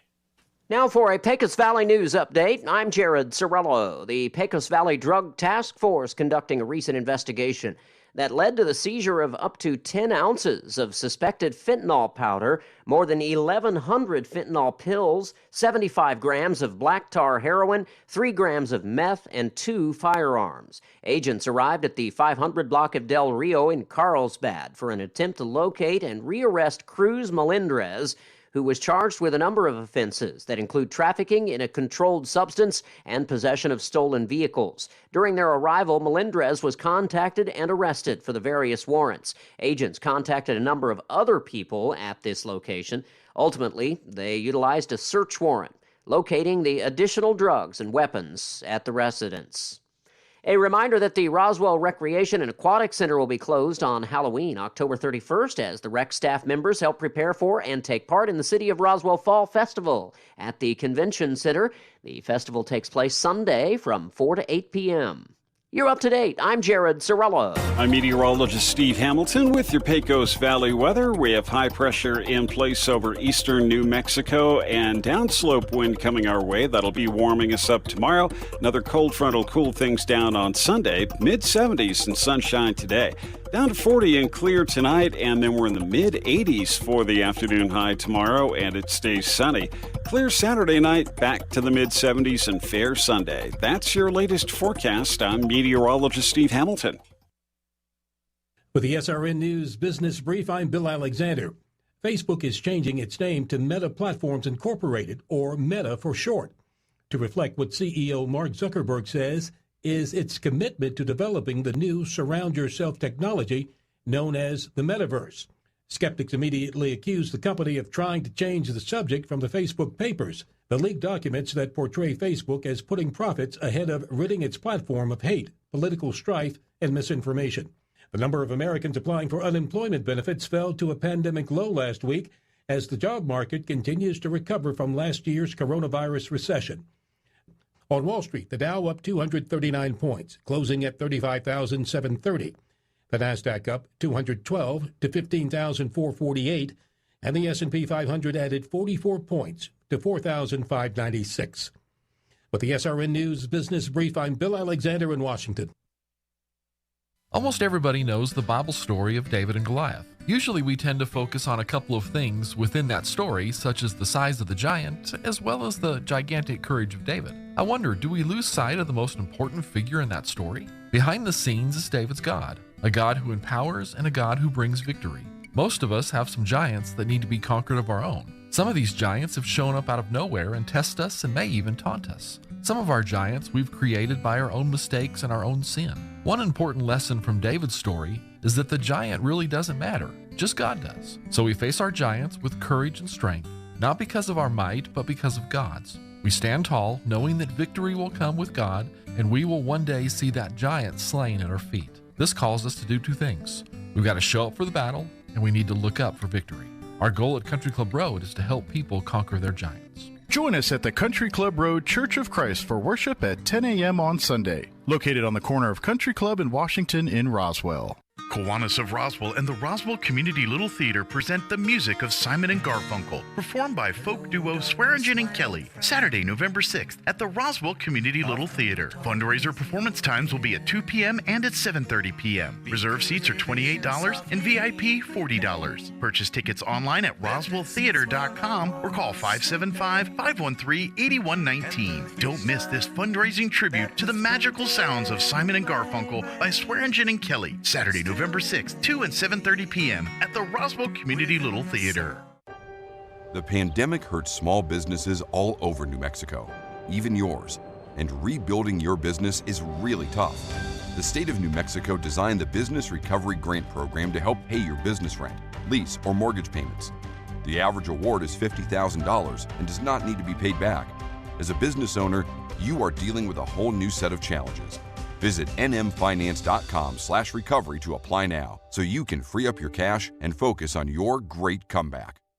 Where can you find the best selection of beautiful and unique home decor in the region? Easy, Casa Decor in Ruidoso. For years, people from all over have come to Casa Decor for the best selection of rustic, real wood furniture, beautiful decor from the Southwest and beyond, and quality outdoor furniture and accessories that are built to last a lifetime. At Casa Decor, they have over 10,000 square feet of showroom for everything you need. Casa Decor opens 7 days a week from 9:30 to 5 at 1214 Meacham Drive in Ruidoso or online at casadecorruidoso.com. Proud supporter of local high school sports. The biggest sale in the history of southeastern New Mexico is back at Roswell Nissan, King of Cars. With every vehicle on the lot slashed to liquidation pricing, like a 2020 Versa slashed to under 18 grand, a 2014 Jeep Patriot slashed to under 13 grand, and a 2015 Sentra slashed to under 9 grand. And get free AirPods just for stopping by. King of Cars. On now at Roswell Nissan, 2111 West 2nd. Being in the Army National Guard is about more than just serving your country. It's about being there for your community when your neighbors need you most. The Army National Guard makes college affordable. Serving part-time lets you attend school full-time while you take advantage of education benefits that can help you graduate debt-free. If a civilian career is your goal, serving part-time allows you to work at a full-time job. The skills, qualities, and contacts you'll develop in the Guard can open doors to a great civilian career. Want to serve but worried about being away from friends and family? Part-time service in the Army National Guard allows you to serve close to home. Serving in the Army National Guard lets you have the life you want while you enjoy the many benefits of serving your community and nation. You owe it to yourself to learn more about how the Army National Guard can fit into your life. Visit NationalGuard.com. Sponsored by the New Mexico Army National Guard. Aired by the New Mexico Broadcasters Association and this station. If you're a person who has more to do than you have hours in your day, and everything seems to take priority over your own health, then you're going to love the Loveless MyChart Secure Patient Portal. You can message your doctor, make an appointment, or view lab results anytime, day or night, on your computer or smartphone. Print a list of your medications at the click of a mouse or even compare previous tests to map your health progress. Loveless MyChart connects you to better health. Anywhere, anytime. High-flying action is back on the High Plains as Eastern New Mexico University men's and women's basketball is back on the hardwood. ENMU has a thrilling home slate as they welcome in conference rivals and national runner-up West Texas A&M, in-state rival Western New Mexico, and many other exciting matchups that you don't want to miss. Season tickets start as low as $50 for the 2021-22 season. Call 575-562-2153 or visit goeasternathletics.com for more ticket information. ENMU Greyhound men's and women's basketball. All in.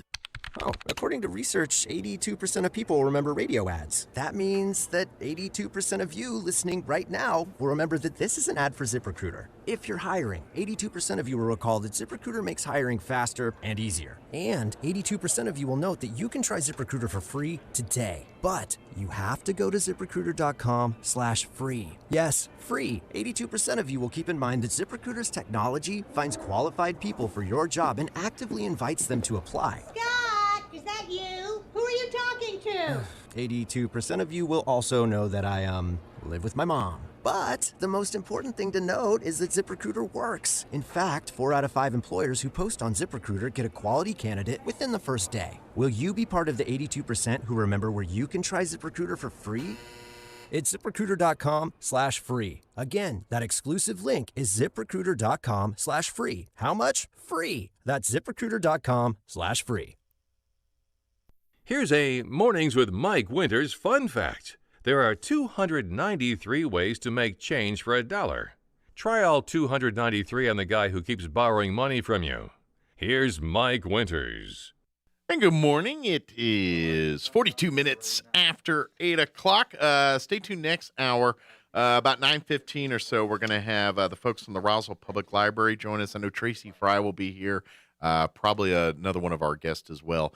And they'll join us, and we'll talk about Dia de los Muertos tomorrow.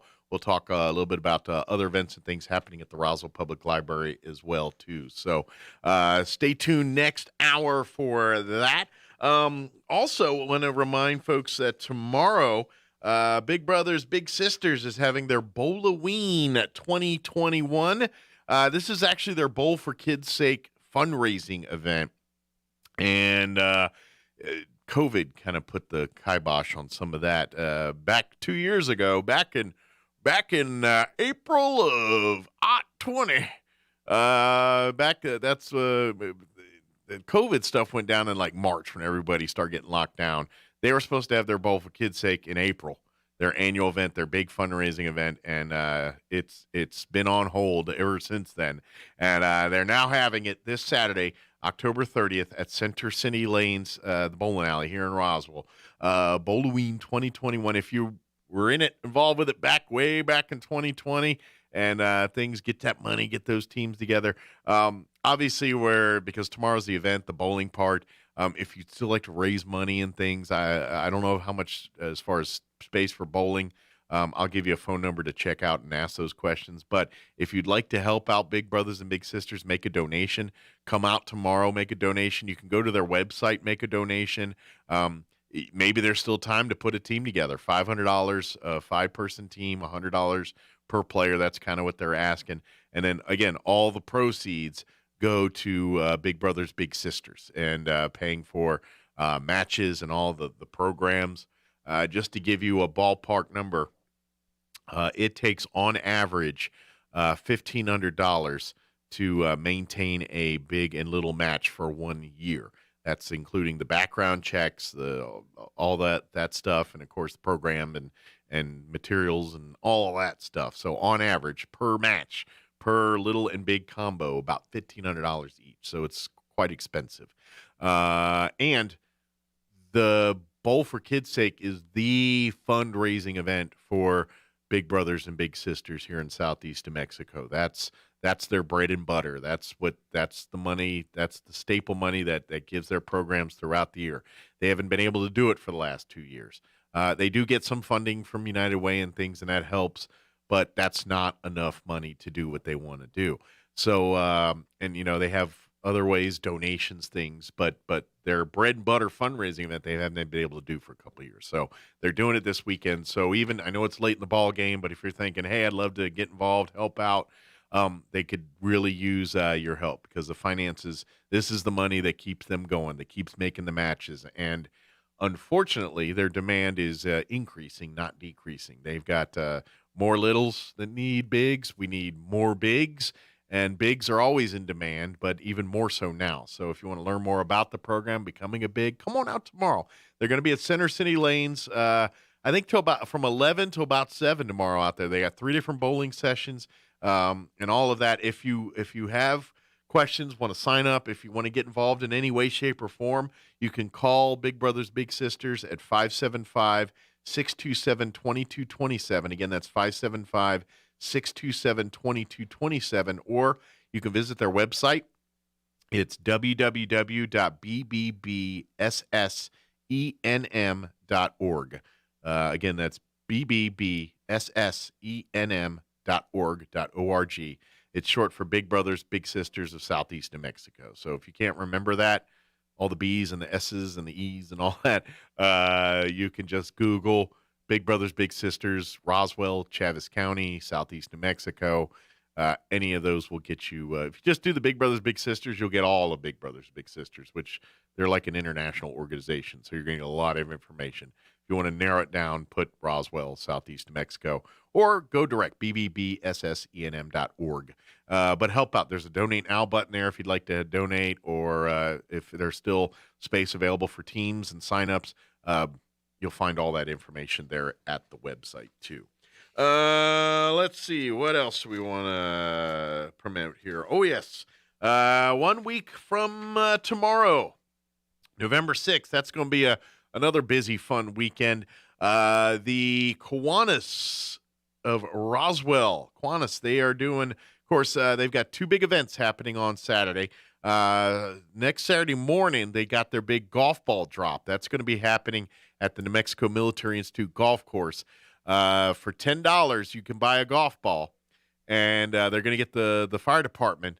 They're going to get one of their big fire trucks with the big tall ladder, and they're going to go park. I think they actually park like somewhere on the Best Western in that parking lot right in there. And then they because the golf course edge is right there. And so they park because they don't want to drive a fire truck onto the golf course. That's not good. That's not good.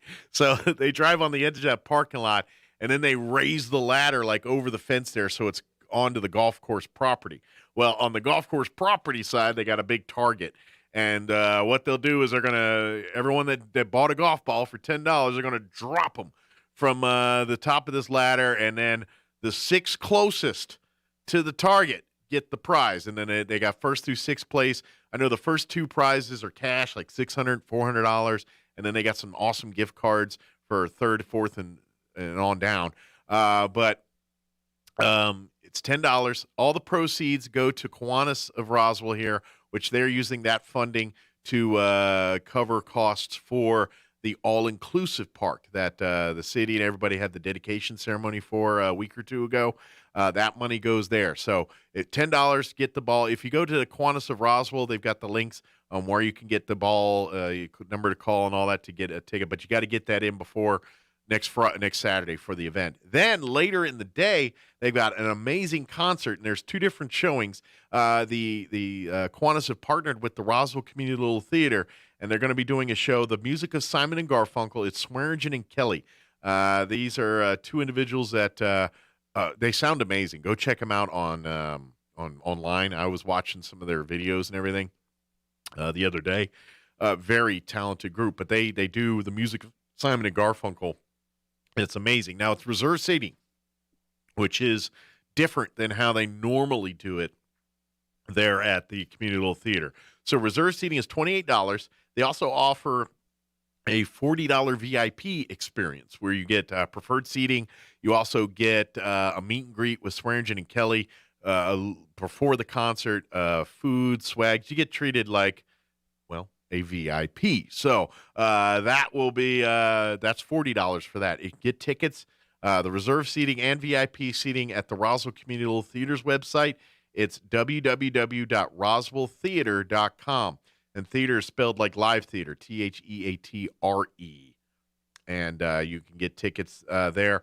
2 show times. There's a Saturday matinee at 2 p.m. on the 6th, and then a 7:30 p.m. showing that evening.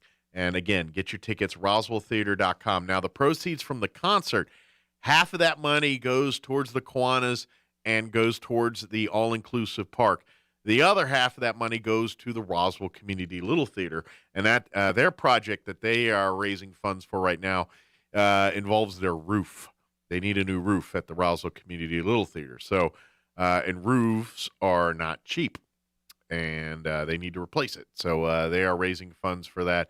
It's a really amazing group, the Roswell Community Little Theater. They that building they're in, the Park Twin, that was for folks that have been here a while. They know that used to be an old movie theater, Park Twin Theater. When I moved here in 2000, the Galaxy 8 was not here. Allen Theaters had 3 different movie theaters in town. They had a 4-plex at the mall, inside the mall, which is now it's right across from La Salsa there. It used to be an ice cream place, and then it was a candy. I don't know what it is now, but right across from there, that was the movie theater. That was the 4-plex. Where the Chinese buffet is in the Del Norte shopping center, where Westlake and Farmers, and then there's the China King buffet. That back in the day when I got here, that was the Del Norte Twin Theater. And then there was a 3rd theater on the south end, and that's where the Roswell Community Little Theater calls home now. That was the Park Twin Theater.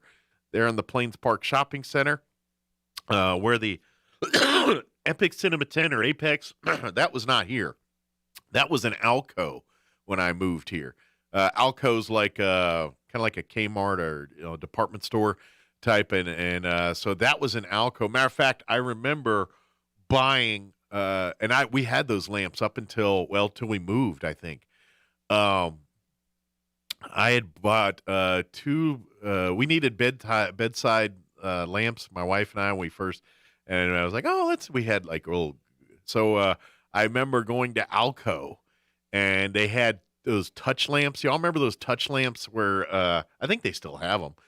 They were very big in the 90s there and for a little bit, but they were you didn't have a button to turn them on. If you just touch the stem or the base of the lamp, and it would power up the light. And then usually there was like a 3 light. Usually it had 3 different dim levels. So if you hit it 3 times, so I remember buying 2 of those, and they were tiny. They were about like bedside. They were, but not like adult beds, like kids' room beds, because they were only about 8 inches tall. But anyway, for years those were our bedside lamps up until a year or 2 before we moved into our current area. So we probably had those for a good 15 years. Those lights, and I got them from Alco. But anyway, I got way off track. But anyway, that's that Park Twin. So after Allen Theaters built the Galaxy 8 Theater, which is our current home there and behind the mall there, they closed down the 3 theaters because they didn't need it. Now they've got the Galaxy 8 Theater, which we got 8 screens, all one. We don't have 8 screens over 3 different locations. So now you see what happened today. One of the mall got turned into a store. Del Norte got turned into the Chinese restaurant, and Park Twin, they bought that building, the Roswell Community Theater. They used to have there, well, you can actually still see it behind Roswell Ford. That was the old Roswell Community Theater building. They were in for decades, long time before I got here, and they outgrew that place. And so they they went and moved into the Park Twin, and they've been calling that home ever since. But it's a beautiful facility. You go in there, they've done an amazing job. Because there used to be 2 theaters. They've converted to 1 theater. And then, of course, the staging, the props, and all that stuff in the back, that's really cool to check out, too. Behind the house is just as cool as the front of the house there. But they've done amazing. They've got a great operation there. But it does take money. And they haven't had shows in a couple years of any extended period. They've had a few. They've done as many as they can during COVID. But the way that the communal theater raises income, they haven't been able to really get heavy doing that either because the world of COVID. So the Swearingen and Kelly concert is very important for folks to come out and have fun, to really help both of these organizations. The Community Theater could really use that money to help get that roof replaced. And we want to get that all-inclusive park. That's hopefully, I'm thinking, the first of many. I think this, and I know people, like, when you start introducing new things and start using new buzzwords, people get defensive, as you should. I hear, all I've been hearing is since Facebook's been saying the company's now called Meta, and I'm like, man, could you get more buzzworthy than that? And which, by the way, that's all smoke and mirrors, but that's another story. I get there's all buzzwords and people get, but the all-inclusive park is really cool. The concept behind it, it really, as we learn more about, kids on the spectrum and autism and all that, we're we're starting to understand more and more about it, and some of the things that trigger the problems that folks on the spectrum have. That's what these parks mitigate. They're parks that they're just normal playgrounds where any kid of any walk of life can come up and have fun on it. But it's also geared for activities and skills and things that are conducive to folks on the spectrum and things like that. So those kids can have just as much fun at the park as kids that aren't on the spectrum. And that's what, and to be able to do that seamlessly, that's what the concept behind this park is. It's kind of that, let's make it an all-encompassing, all-inclusive, any kid, no matter what their background is, will be able to enjoy it, whether it's, because they're on the spectrum. And that's all this park is. And I know people want to politicize and turn things into, well, they're changing. I get what you're saying. I understand. Be on guard for that. This is not one of those situations. This is just trying to, and to be honest, I think this is kind of the wave of the evolution of parks and playgrounds. I think in 20 years, all parks are going to be more like this all-inclusive park because we learned and it's part of life, folks. That's what happens. I guarantee. And I don't care how old you are. If you're 80 or 8, things have changed since you've been on this earth. Things happen. Things change. We advance. It's going to happen. It's going to continue to happen. Think about it. I'm 48, and the things I learned as a kid and the way I do things are night and day different than now. It just isn't.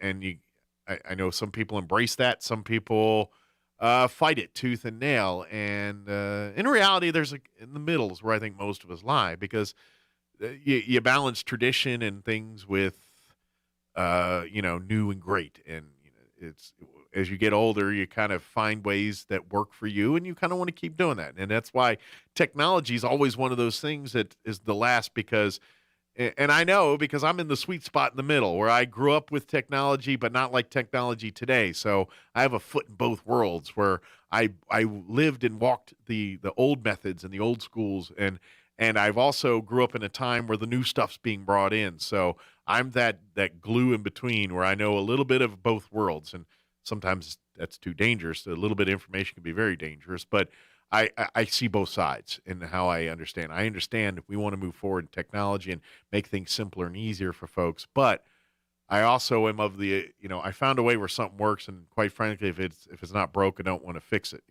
I like these headphones, even though they're 10 years old or whatever, it is. It's what I like. So I see both sides. But the park, this is the good side. This is just, they're trying to make it for more people to have more access to more of the things that we love. And that's what the park's all about. All right. I'm done talking on my soapbox. It happens from time to time. I apologize. We're going to go ahead and get you into news here in just a second. Like I said, stay tuned. Next hour, we're going to have the folks from the Roswell Public Library join us. We're going to chit-chat about Saturday. We're going to chit-chat about other upcoming events and stuff as well, too. That's all coming up next hour. Town Hall News will be up here in just a second. And don't forget, if you missed any interviews, we had Lieutenant Governor candidate Isabella Solis. She's over wrapping up over at Cerritos right now. And then Bob Power just joined us a few minutes ago. All right, closing on 9 o'clock. You're listening to 106.5 Roswell's Talk FM, KEND, Roswell, New Mexico. We'll be back. Don't go away. News this hour from townhall.com. I'm Rich Thomason. New polls suggest a shift in momentum in the Virginia governor's race. Fox News survey has Republican Glenn Youngkin leading Democrat Terry McAuliffe by 8 percentage points among likely voters. A couple of weeks ago, the same poll had McAuliffe up by 5 points. University of Virginia political analyst Larry Sabato says Republicans excited about the race, Democrats not so much. Republican enthusiasm is through the roof. Democratic enthusiasm is much lower than that. And former President Trump will lead a virtual rally for Republican Youngkin on Monday, Election Day Eve. The White House expressing confidence that a scaled-back Build Back Better plan can pass the 50-50 Senate. Final votes will not be called for some time. The revised package has lost some top priorities, frustrating many lawmakers as the president's ambitions make way for the political realities of a narrowly divided Congress. Paid family leave and efforts to lower prescription drug pricing are now gone entirely from the package, drawing outrage from some lawmakers and advocates. That's correspondent Mike Hempen. Well, China will not be pleased to hear this from Sandra Oudkirk, director of the de facto U.S. Embassy on Taiwan. The value of our partnership and our support for Taiwan is rock solid. We are committed to deepening our ties with Taiwan, a leading democracy, and a critical economic and security partner. Oudkirk, new director of the American Institute in Taiwan. China claims the self-ruled democracy as its own. Watching Wall Street this hour, stocks are mixed. Right now, the Dow is up about 14 points. On the NASDAQ Composite Index, down 63, and the S&P 9 points in the red. More on these stories at townhall.com. Hey, I'm Andy. If you don't know me, it's probably because I'm not famous. But I did start a men's grooming company called Harry's. The idea for Harry's came out of a frustrating experience I had buying razor blades. Most brands were overpriced, over-designed, and out of touch. At Harry's, our approach is simple. Here's our secret. We make sharp, durable blades and sell them at honest prices for as low as $2 each. We care about quality so much that we do some crazy things, like buy a world-class German blade factory. Obsessing over every detail means we're confident in offering a 100% quality guarantee. Millions of guys have already made the switch to Harry's, so thank you if you're one of them. And if you're not, we hope you give us a try with this special offer. Get a Harry's starter set with a 5-blade razor, weighted handle, shave gel, and a travel cover. All for just $3, plus free shipping. Just go to harrys.com and enter 3388 at checkout. That's harrys.com, code 3388. Enjoy. A leading Democratic politician in Myanmar sentenced to 20 years in prison by a court set up by the military junta that seized power in February. U Win Tain was an early target of the military junta, which seized power in Myanmar in February. He publicly blamed the coup on the personal ambition of the military commander Min Aung Hlaing and called for non-violent resistance to it. He was arrested 3 days after the coup. A military court has found him guilty of treason under a catch-all law which criminalises any actions that could cause negative sentiment towards the armed forces. U Win Tain's health is known to be poor, and there are concerns about him going into Myanmar's notoriously brutal prison system. The BBC's Jonathan Head. Chinese tech giant Huawei sales dropped 32% from a year earlier in the first 9 months of the year, this under U.S. sanctions and the sale of one of its smartphone brands. News and analysis, townhall.com. Atlanta's Truist Park about to host its first World Series game. The World Series shifts to Atlanta for Game 3 on Friday after the Braves and Astros split the first 2 games in Houston. Ian Anderson goes to the mound for the Braves in their first World Series home game since 1999. He'll be opposed by Luis Garcia, who got the victory in the Game 6 clincher against Boston in the ALCS. Anderson started the NLCS clincher. It will be the first World Series pairing of rookie starters since the 2006 opener. Each team has earned 7-2 victories so far. The Astros evened the Fall Classic on Wednesday as Jose Altuve homered and Jose Urquidy worked 5 strong innings. I'm Dave Ferry. Members of Philadelphia's largest transit workers union have reached a tentative contract agreement. The deal averts a possible strike that threatened to bring elevated trains, buses, and trolleys to a halt. To get on Wall Street this hour, the Dow is up 25 points. More on these stories at townhall.com.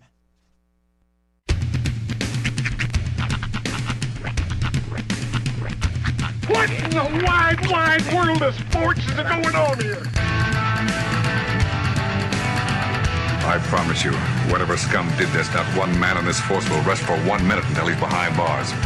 Now let's grab a bite to eat. Yeah, come on. I feel the hot wind on my shoulder and the touch of a world that is older. I hit the switch and check the number.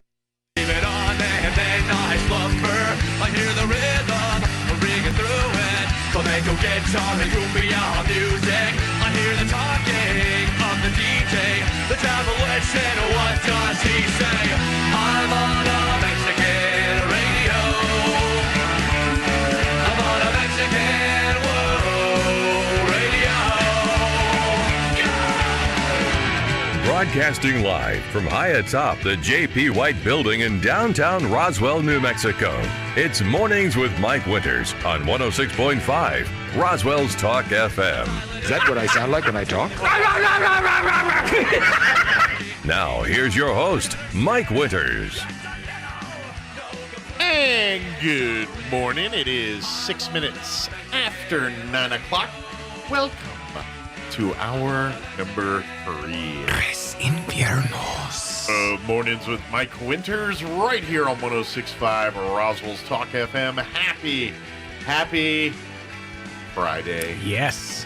It is Friday. I got oats in my teeth. Ah! That's why I like oatmeal, because it's a meal that keeps on giving.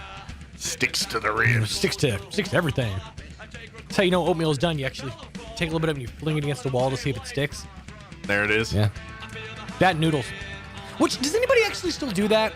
Because I grew up and that was, everybody did that to test their noodles. My wife used to, but she doesn't anymore. That's what I'm saying. Nobody does it anymore. And I did it just the other day just for fun. Yeah. Just to show Rihanna that I could do it. And then I realized, I don't think anybody actually does this to test their pasta anymore. Yeah. Because everybody just knows when pasta is done. They do the al dente thing. Yeah. Where did that come from? Because that had... Italy? Well... Here's what I mean. It's funny to me how things used to get around before the internet was a thing. Like how you grew up in Maryland. I did. I grew up in Oklahoma. I did. And yet a lot of those same things that you know permeated childhood. Yeah. Permeated all the childhoods. Like sure. different urban legends. Like everybody has always heard the urban legend of the guy who flashed his headlights at the guy who was driving without his headlights on and ended up getting shot or killed or something like that. I think it's the same version of the stories, just travel from. That's what I'm saying. It's like these tribes of nomadic children have just like we're traveling the countryside and sharing stories that we all shared before the internet was a thing. It's just the big daisy chain thing, the game with the kids and they line up. Telephone? Telephone. It's the same concept, just on a bigger scale, I think. You can always make a reference to The Simpsons on that if you're talking about telephone. If you say whatever the person said and then just add the words "purple monkey dishwasher." I think there's something there with that. It just kind of I mean, stories get passed because down, the stories are playground to different playground. from region to region. Like how many? I think there's about 50 in every community where there's kids, and there was always a goat man or something. You know what I mean? It was always goat man's a popular one, right? But there was always some kind of urban legend person thing, a creature. Like there was a story about a hand I remember as a kid they used to talk about. And it's the same story told from generation. It's just there's the spin, the regional, the local or regional spin so on it. I was drinking water out the hose outside my house. Yeah. So, but I mean, like the thing with the pasta sticking to the wall. It's like I have seen people from all walks of life do that throughout my life, and the fact that we don't do it anymore is notwithstanding. But where did we get that from? What magical tome did we all read that you could fling spaghetti against a wall and it would stick? Well, I mean, information did travel. I mean, we didn't have the internet, but people had books, they had magazines, they had television. I'm just curious where radio. that came from. Like who came up with that? And how would they got it? Like first of all, you come up with a nugget of information like that. Some Italian mama, that was her thing, and it just caught.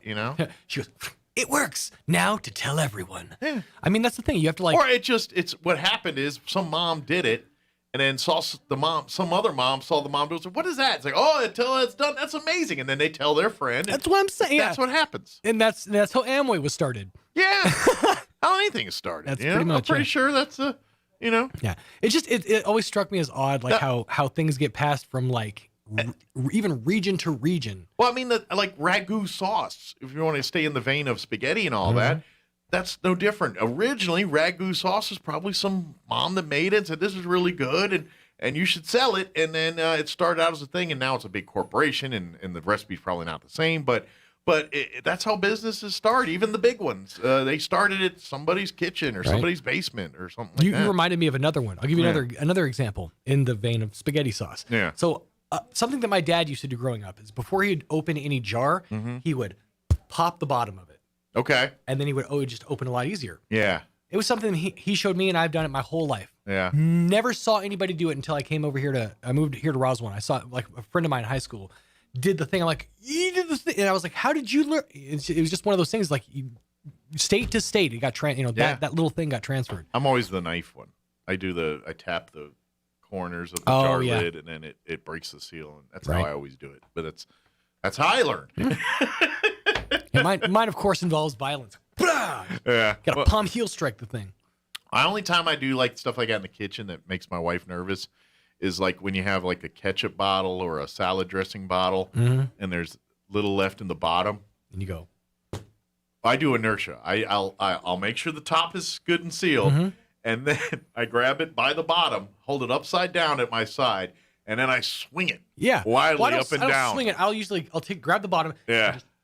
Like no, that. I swing it wildly up and down. It's basically the same thing because it forces it to the front. Yeah, it's forcing all this stuff. Now I've had that go awry. I have too. Actually, I had that go awry on me just the other day. Did you? Well, because the lid it was a flip top lid. Okay. And it was down, but it wasn't. So it spewed. It spewed. Boy, I was, and it was. What was it? It might have been buffalo sauce. Ooh. Yeah. So it was like red all over my kitchen. And it smelled, I'm sure. Oh yeah, it was vinegary. It's like, why does it still smell like buffalo sauce? Why does it smell better in here now? Well, I love that residual smell of food too. But hours later, to a point. Yeah, it's no good no more. I had a bomb. I won't say the name of the place because, hey, thanks, McDonald's. I had a bomb hot dog yesterday. But still, right now, my car smells like onions. Still. Yeah. Fast food in a car does not hold up well. Sure doesn't. Like I remember, like I'll get like fast food or something, and I go home. Like I'll have it in the car, and then I go home, and then we eat for the night. I come back the next morning to get in the car, and it's like, it smells like old fast food in here, and it to me, it's almost a BO-y smell. It is. What it is. It's musty meat. Yeah, and it smells BO-y. That's my new band name, by the way. I can't wait to see a segue out of this one into your McDonald's. That's going to be my new band, Musty Meat. Musty Meat? Opening up for Every Time I Die, here's Musty Meat. Yeah. But I just had that smell the other day. I was like, oh, man, that's gross. But anyway. You know who has the least musty meat? The fine folks at McDonald's. You're right. Mm-hmm. They have must-free meat. Their meat is, in fact, that's their slogan, must-free, the way to be. I'm surprised they haven't consulted you about their marketing yet, Sean. I'm shocked they haven't. I've given them slogan after slogan, and nobody's reached out. I'm right here. All we keep going. He's got all these humdingers, and all we still keep hearing da da da da da. No, I'm all kidding aside. If you're hungry, swing on by. Big thank you to McDonald's. They do sponsor our show every Friday. I had my hash brown. I need to go back in there. I'm getting a little peckish. You know what I'll say? Because you're a huge proponent of the cold Egg McMuffin. I am. I will see your cold Egg McMuffin and argue that a cold hash brown is one of my favorite things now. Like throughout the day, because there's always an extra hash brown in there. Yeah. And so like around noonish, 1ish, I'll go peek through the bag and there's a hash brown. Mm-hmm. Love it. I will tell you this. If you would have asked me 5-10 years ago, I would have fought you. I would have said hot hash browns are the way to go. But I have softened it, and it's not my favorite, but I don't mind it. I'll put it this way. Cold fries don't work. Cold fries are revolting. Cold hash browns works phenomenally because of the way it holds, and it has to do with the constitution of the potato. Yeah. The way it holds the nooks and crannies. Yeah, the way it holds the delicious goodness that is fried in. Greasy is good. Yeah. But you nailed it. It's exactly true. But no, now I still prefer them hot. Sure. However, I don't mind the cold hash brown. I ain't kicking a cold hash brown out of bed. Yeah. And by the way, I had a sausage McMuffin with egg cold, and it's equally tasty. Yeah. Loved it. I thought maybe it was a meat thing, so it's got it, but you know what? It worked equally well with the sausage. There you go. I don't know how bacon's going to be with that. Yeah, bacon might be a hard sell. Bacon does not taste as good cool. Although, so if it gets congealed, in my opinion, grease, it's not good. If you're having bacon, it's better on a biscuit, anyways. I you know what? I like that. I would not. A biscuit's more absorbent, I think, and it kind of soaks in some of the baconiness. Yeah, bacon and grease and biscuit does work well. Mm-hmm. You know, sleeping on. I know everyone goes sausage and gravy, but bacon and biscuit do work well together. Indeed. So, anyway, you do your own, and your preferences. Do your own research. There you go. I will add this though. I don't think they're still doing the green chili special, but they'll add it to anything you ask. And if you've not had an Egg McMuffin with green chili on it, you're missing out on life. Absolutely. You're missing out on life. Go try one today or tomorrow and give it a go. And big thank you to McDonald's. And boom, you just found your new favorite breakfast. Mm-hmm. It is on point awesome. You'll be loving it. It's one of those things you're like, duh moments. You're like, why didn't I think of this sooner? Yeah. How did this never cross my mind? And then it happens, and you're like, I think there is a God. Same thing with biscuits and gravy. I'm telling you, you wouldn't think it works, but it works so well.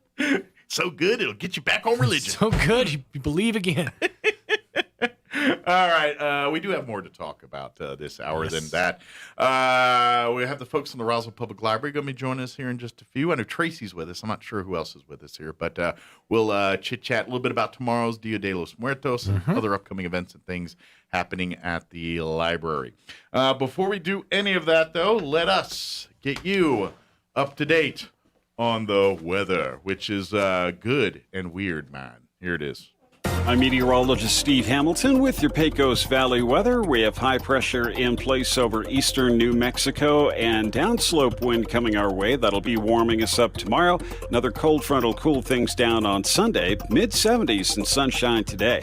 Down to 40 and clear tonight, and then we're in the mid-80s for the afternoon high tomorrow, and it stays sunny.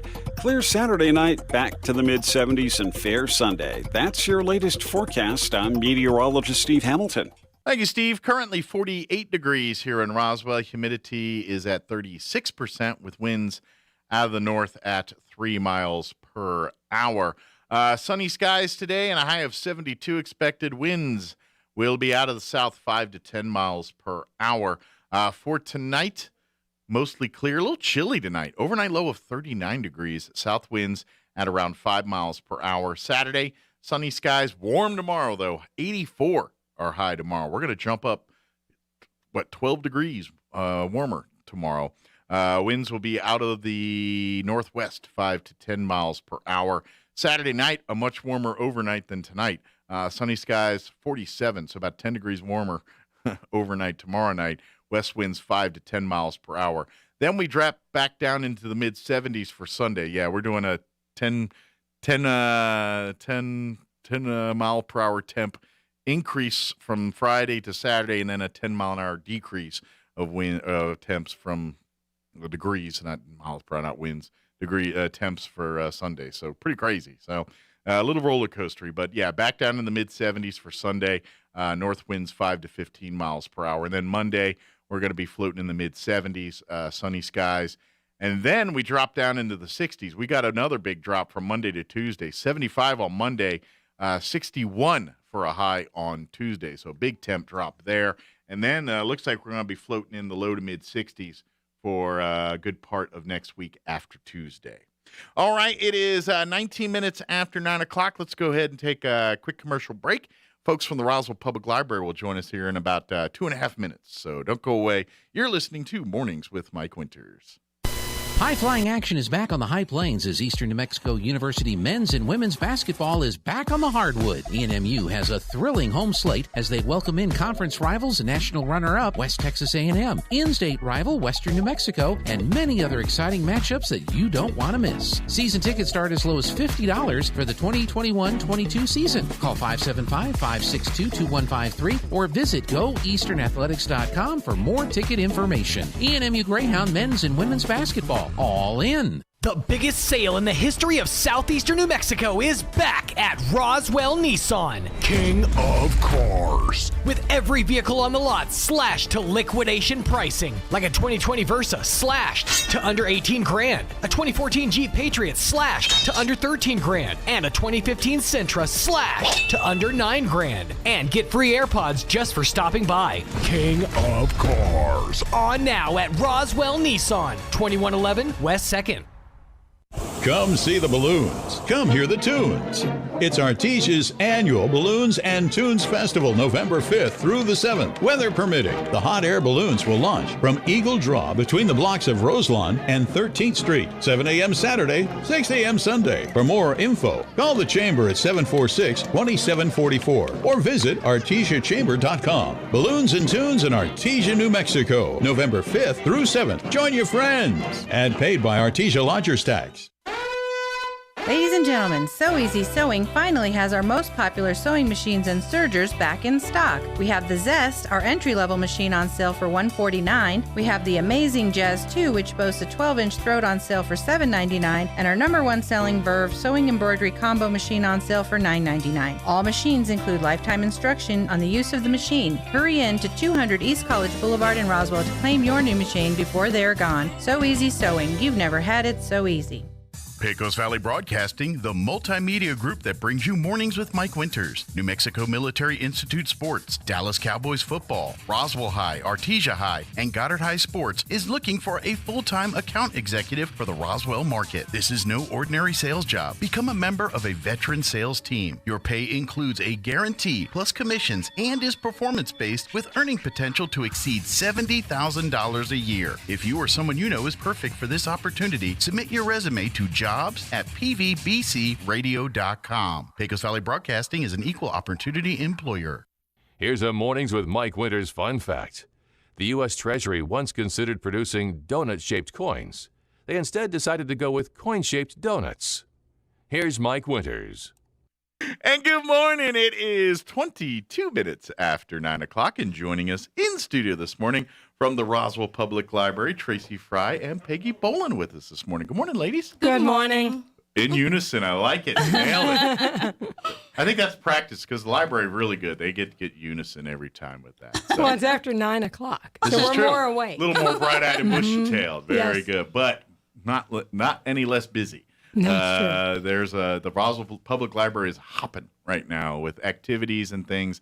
Obviously, tomorrow's a big day. Dia de los Muertos celebrations happening at the public library. Completely free of charge. Yes. Events begin about 10 a.m. Yes. And that's kind of come and go, right? I mean, Yes. you can Definitely. I mean, if you want to do everything and experience everything, get there at 10. But they're workshops and stories and things, so they're kind of can round robin a little bit and go down, and then they're going to show a movie, The Book of Life, is kind of the big finale for the event. Yes. Right. Very good. But that all gets underway. Do you know what time they're showing the movie? I think I was told 3:30. Okay. 3:30. It's about 3:30. So if you want to see the movie a little later in the day, but if you want to participate in the Sugar Skulls and the story of Little Rona and all that, 10 o'clock's when all that starts. Yes. Very cool. And again, free of charge. Doesn't cost anything, as is just about everything at the Roswell Public Library. Yes. I don't think you charge for anything. No, we don't. Unless you forget to turn that book in on time. That we charge for. There is that. But it's very affordable unless you really, really forget. That's true. Yeah. But that's just the tip of the iceberg. They're really, I mean, just about every week, there's at least 1 to 2 to 3 events that are going on at the library and they're all catered for different audiences. So if you got the younger kids, there's plenty of activities and stuff for your little ones, and we're talking from like before reading, toddler, infant, up to school age kids.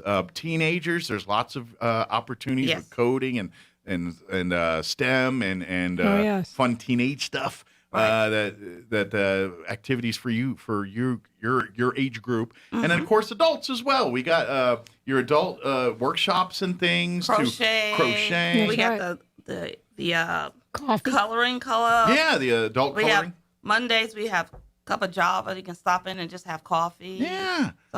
So there's something for everybody at the Roswell Public Library. So it behooves of you to go and pick up a calendar at the library. If you can find all this online if you're a digital high-tech person. Follow and like if you use Facebook or Instagram. Those are probably 2 best resources for the library. Follow one or both of those. But if you're still old school, go to the website. Then come to the library or go to the website. You can go to the which you'll find the link through the city's website, roswell-nm.gov. There's a hyphen and some other stuff you can put to go to the library, but I don't remember any of that. Just click on the library tab. Google search. There you go. And of course, you can go every month. You guys put out the new calendar, and you can pick one up and then put it on your refrigerator and kind of circle and plan the events that you and your family would like to participate in the most. And that way, you're always up to date on what's happening and what's going on. If you're a parent of school-age children, there's no reason why you shouldn't have this there because being a parent's tough enough. You got 20 things going on. The library's full of resources and activities and events and projects that can help you help raise your kids. You know, I mean, they give you now that's not the substitute, but as far as you need help with, you know, if you're a homeschool person and and you're looking for additional resources to help with your curriculum, library's your Shangri-La. It's got everything. STEM at home kits. Yeah, exactly. It's basically got the lesson plans and everything built for you. You just gotta rinse. What is it? Apply, rinse, and repeat, and follow along. Does anybody repeat? By the way, have you ever washed your hair multiple times? Yeah. I mean, other than like something got in it. I mean, just in a normal. Well, you have a lot more hair. I have a whole lot of hair. Yeah, see, I'm a guy. I'm like, what's that 99-cent jobber on the thing? Exactly. My wife's got to get highfalutin. We got to get a second loan out to buy the shampoo. Yeah, pretty much. Shampoo. It's like $50. What's gold in that thing? There's a dollar one right there. Another story. Exactly. But yeah, kind of give us a rundown of some of the things we got coming up and different events and things available for folks here. Well, did you want to mention? We have the story times, of course, on Tuesdays and Wednesdays, and we have the theater game on Wednesday starting in November at 4:30. Yeah. And then we have the STEM classes on Tuesdays, Crazy Eights, Math Club on Tuesdays, both of them at 4:30. Okay. We have our book club is going to meet on the 4th next week. Okay. And this is for youth.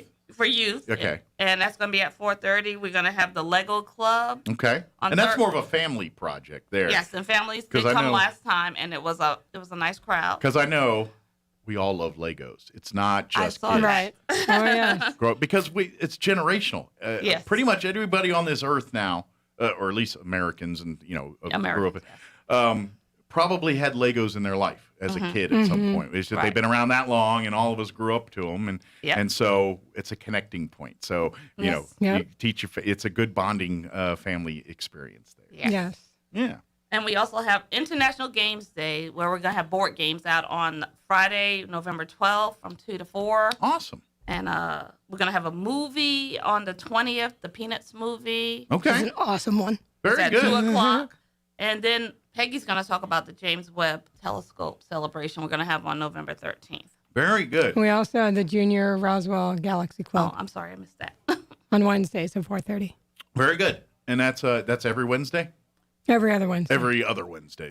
So you can come out, and that's for kids that want to learn about astronomy and this time at this point we're doing rockets. Okay. So space-related things. Space-related things, yes. The things we that are talked already about there, how Robert we get Goddard the last time. Okay. I mean, you might have heard of that guy. Yeah. So I was like, have any of you kids ever heard of? They named the high school after his brother, Ted Goddard. Yeah, there you go. I'm kidding. Just kidding. People are like, really? No, I'm kidding. That's Robert Goddard. And he's the one who does TED Talks. That's right. He's the TED Talk guy. I kid. That's named after the same Goddard. That's right. But yeah, of course you didn't know he is kind of considered the godfather of rocketry, and his research and his studying and his things are the very reason why how we go to space today is how it's done, and it's all because of his brain. So so that's really cool to learn about that stuff. And I'm a NASA history buff, so I love all that stuff. And that to me, I mean, I'm not so smart with the science side of it, like but I love the history and love the what these individuals did in the space program. And it's kind of nice now, because now with movies and books like The Hidden Figures and things, you're starting to see not just the jocks, the astronauts that got all the glory. You get to see the actual nuts and bolts, the people that took the slide rulers. By the way, they didn't have computers and fancy things to figure this math out. They were doing all this stuff by hand, and they put people on the moon. I mean, that's to wrap your head around that, to go from concept to doing it in 20 years. That's amazing. That's just unfathomable, and I love that history of it. So that's all part of this and learning that stuff. So that's what else? What other events we want to cover and talk about here? Well, the big event is going to be on the November 13th, which is a Saturday, the James Webb Telescope celebration, which Peggy will. Yeah, I guess maybe we should start with the James Webb Telescope and tell what that is for folks that aren't familiar. Okay, so the James Webb Space Telescope is a humongous many people have heard of the Hubble. Yes.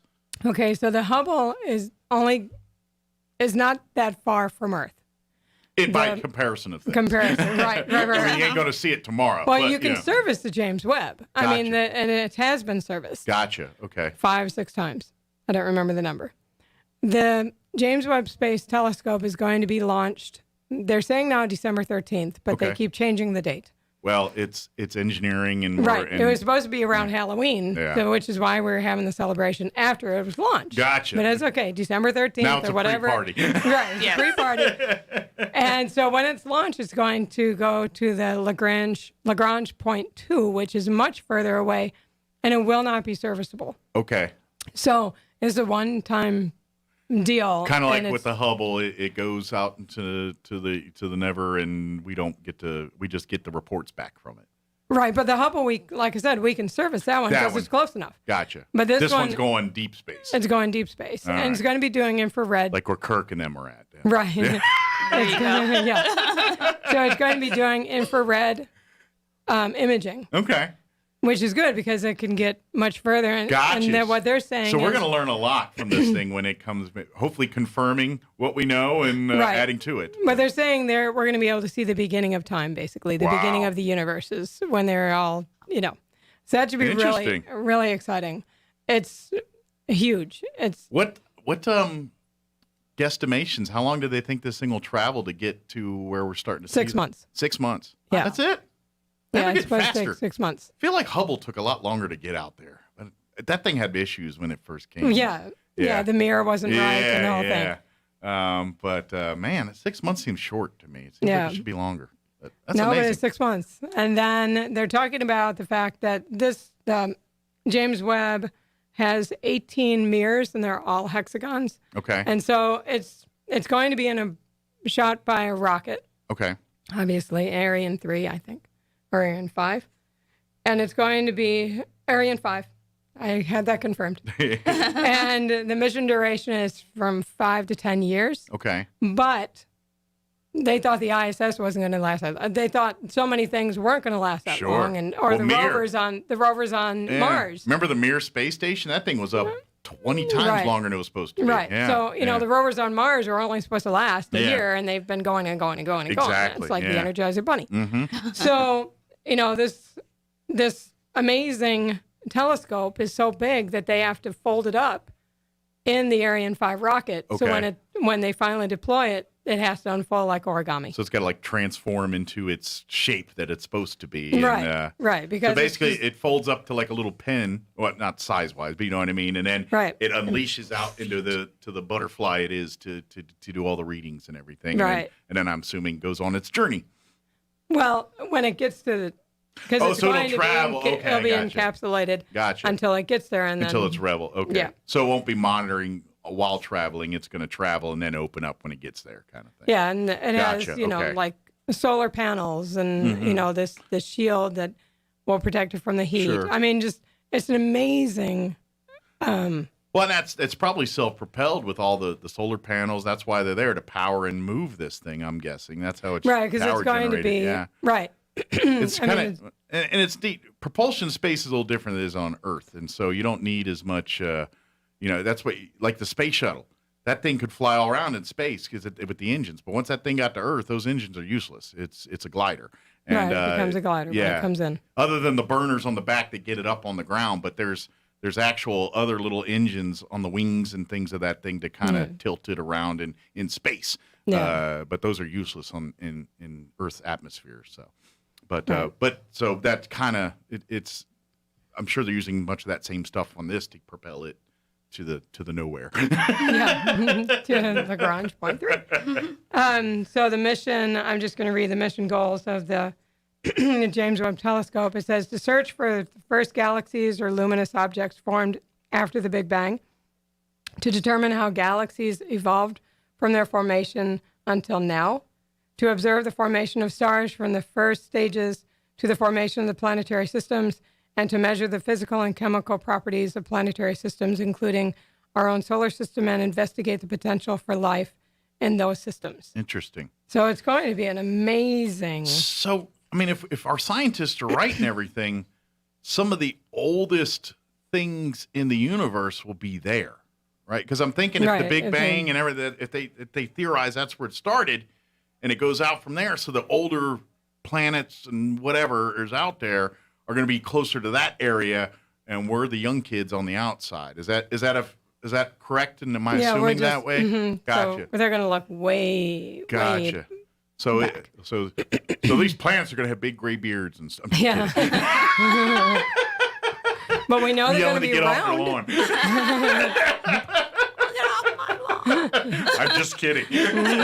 But exactly. I mean, you think about that. That's really cool because you think of we look at our prehistoric rocks and things like this thing's 100,000 years old. These things, that's a babe in the woods compared to what we're talking about here. You know, that's to wrap your head around. That's pretty impressive to just think that that's a possibility. And the images that will come from that, should be amazing. Yeah, I mean, the Hubble images are beautiful to begin with, but this one, think we'll have one of those pictures of a guy going, We meet life. Yeah, he's like, about time you found us. With a Roswell T-shirt. That's right. He's got a Roswell T-shirt. Or better yet, he's got like a one of those Super Bowl shirts from the losing team from 30 years ago. You know how, where they get those shirts and you know, those Buffalo Bills Super Bowl champ shirts. You know,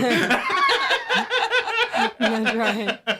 he got one of those on. So. But so again, give the dates and times for the event here in November. Okay, so the event is on November 13th. That's a Saturday from 10 to 1:30.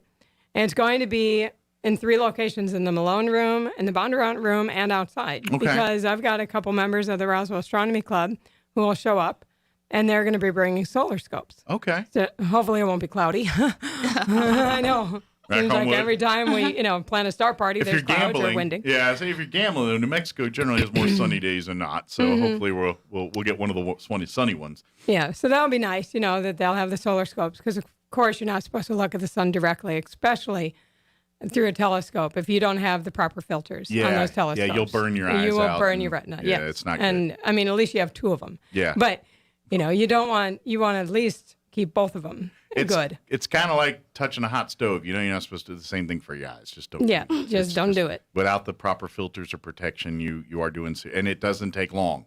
Right. I mean, it's not instantaneous, but you spend a good minute or 2 looking at it, you could do some damage. So, through a telescope, it's almost instantaneous. If you look, I've never looked at anything that powerful through there without it. I've always had the job, like the one you buy at the box store for like $40. And but those telescopes, if you look at the sun, you'll burn your retina. I mean, it's that powerful. I was told not to do that, and I didn't. But I never tested the theory. Good. That's why you can see with both eyes. I didn't gamble like how long I got. Yeah.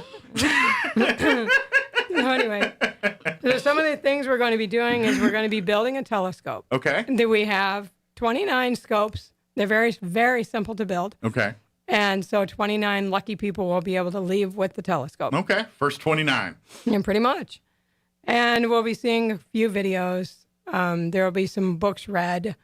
Of course, we're at the library, so we should be promoting the books. Absolutely. That's the part. Reading, I mean, watching things is good, but, read them too. Exactly. Yeah. And then there's also, we'll be able to hopefully create a rocket pop-up card as well. Okay. I mean, because there's going to be time. So that's from 10 to 11:15, that's the plan. And then from 11:30 to 12:15, we're going to have, which is really exciting, we're going to have a speaker from JPL, which is the Jet Propulsion Laboratory. I've on my mind what.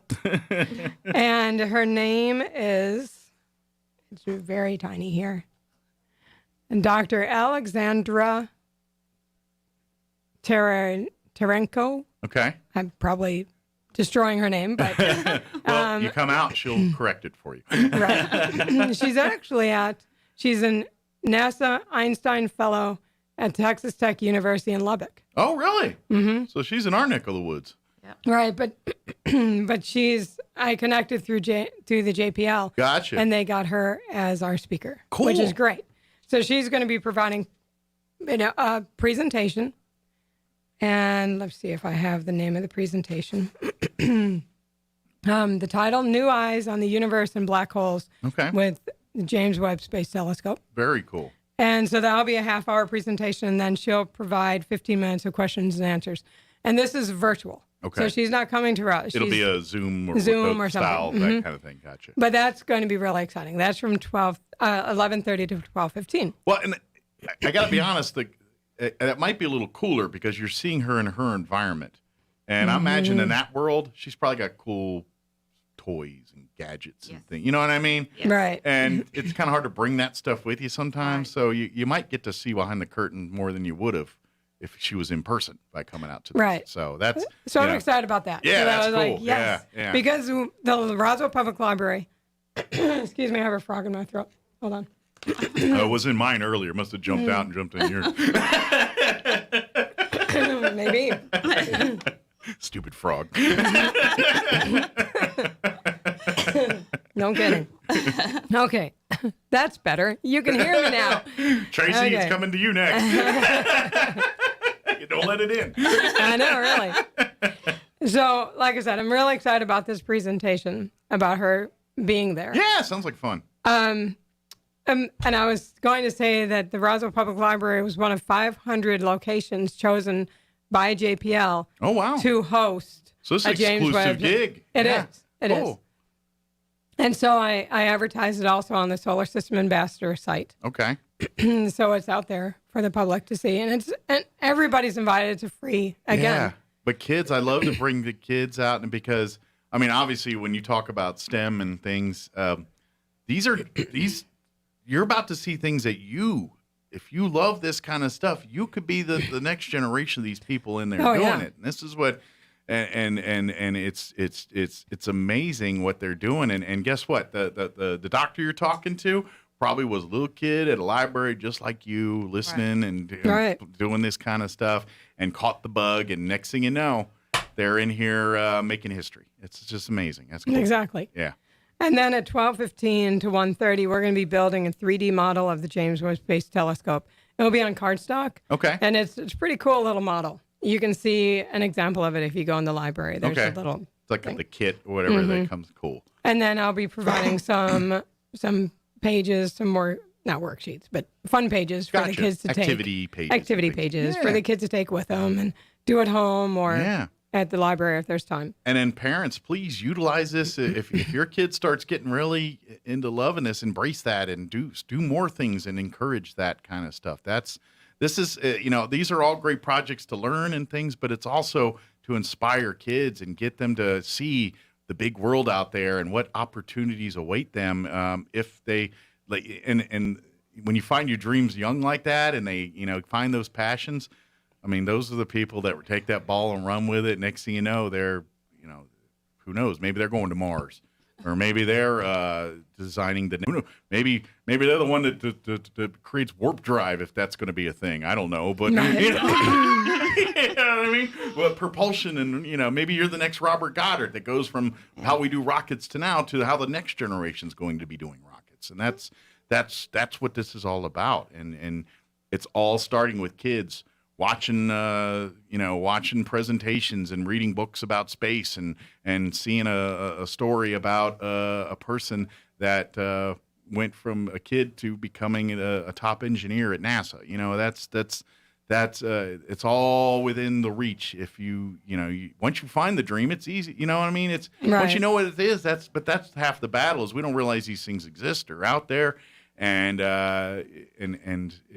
once, if you learn about them young, maybe you get more excited about it now, and the more passion, and you go to look at things like math and science as something that mom made you do, to something you can't wait to learn and try to unsolve the next problem, and to resolve and learn more, and that's math. Learning math in and of itself can be not the most fun thing. I get you, but once you have that skill set, that's where the fun begins, because you're going to apply those skills to solve the mystery, to understand why something's doing something, to create and to expand the next thing.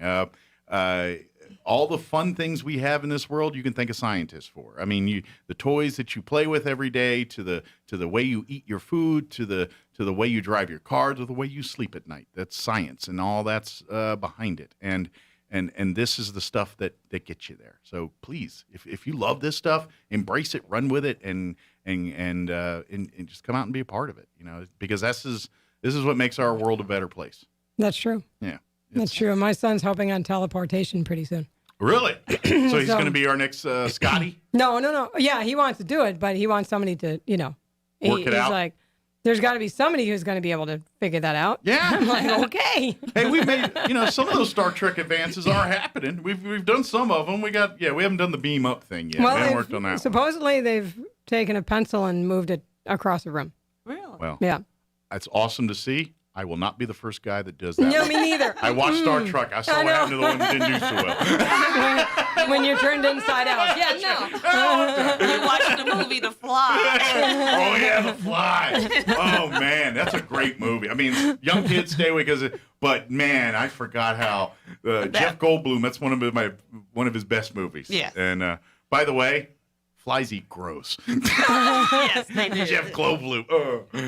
Although, I ain't going to lie, he didn't look like a fly towards the end. He looked more, when he was full fly, but like in that transition, he looked more like some weird zombie thing than some kind of. I was like, what part of a fly does that come from? He looked like he was in a chemical accident or something. Yeah. Well, it's an older movie. They didn't have as much CGI and things. They had to do it the old-fashioned way for real back then. But cool. But mark it on your calendars, November the 13th. Yes. That's a Saturday. What time's everything get underway there? 10 a.m. It goes from 10 a.m. to 1:30. Now, like you said, is it come and go or is it pre-registered? It's come and go. But you said you got like if you want to get one of the replica rockets to build the kits, first 29 on those. Not rockets, telescope. Telescope. That's what I meant. Yeah, but it's a very simple telescope. A tube telescope. Yeah, you get the telescope, not the rocket that's getting it there. Right. Yeah. No.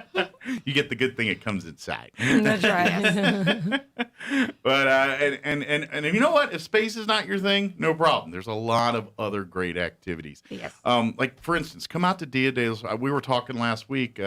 Yourself and also Diana. We were on talking about that. Go back and check that out. But I think this is that culture building thing because there's maybe a lot of folks that have heard of Dia de los Muertos, but not know all the customs and traditions and the culture behind it. Right. We just think, Mexican Halloween or something like that, and that's not an accurate description of what we're talking. The only coincidence between it and Halloween is it falls around the same time of year. That's about it. Other than that, they're not the same thing. You know? Right. And so you can come and learn the cultural side of it. And actually, once you start learning the story, it's quite beautiful, and it's quite. It's a story of family and love. And I mean, there's more than just dead people. That's good. Dia de los I know Muertos means dead. I learned that one.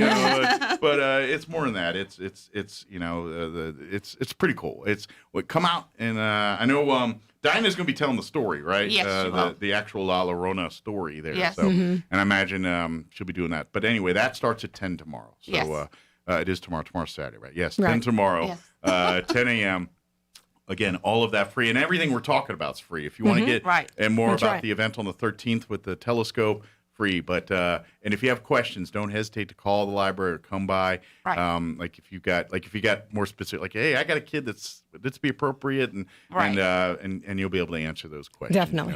And I imagine if there's an age issue, then it probably goes to maturity. It's like, okay, they're younger, but do they understand what we're talking about here? Then come on in, let's do it. But if they're it's like, well, maybe not here, but let's start them here with this workbook, and then we'll get them to here. Right, exactly. And by the way, all the resources, we're talking about programs and events that are happening there. There's a ton of resources that all you got to do is go up to the front desk and ask for, and they'll help you with. And to be honest, there's a lot of resources online that you technically don't even have to walk into the library to get, that you have free access to as long as you have a library card and are in good standing, which is free to get. It doesn't cost anything to get that. All you got to do is come to the library, fill out the application, and you get a card.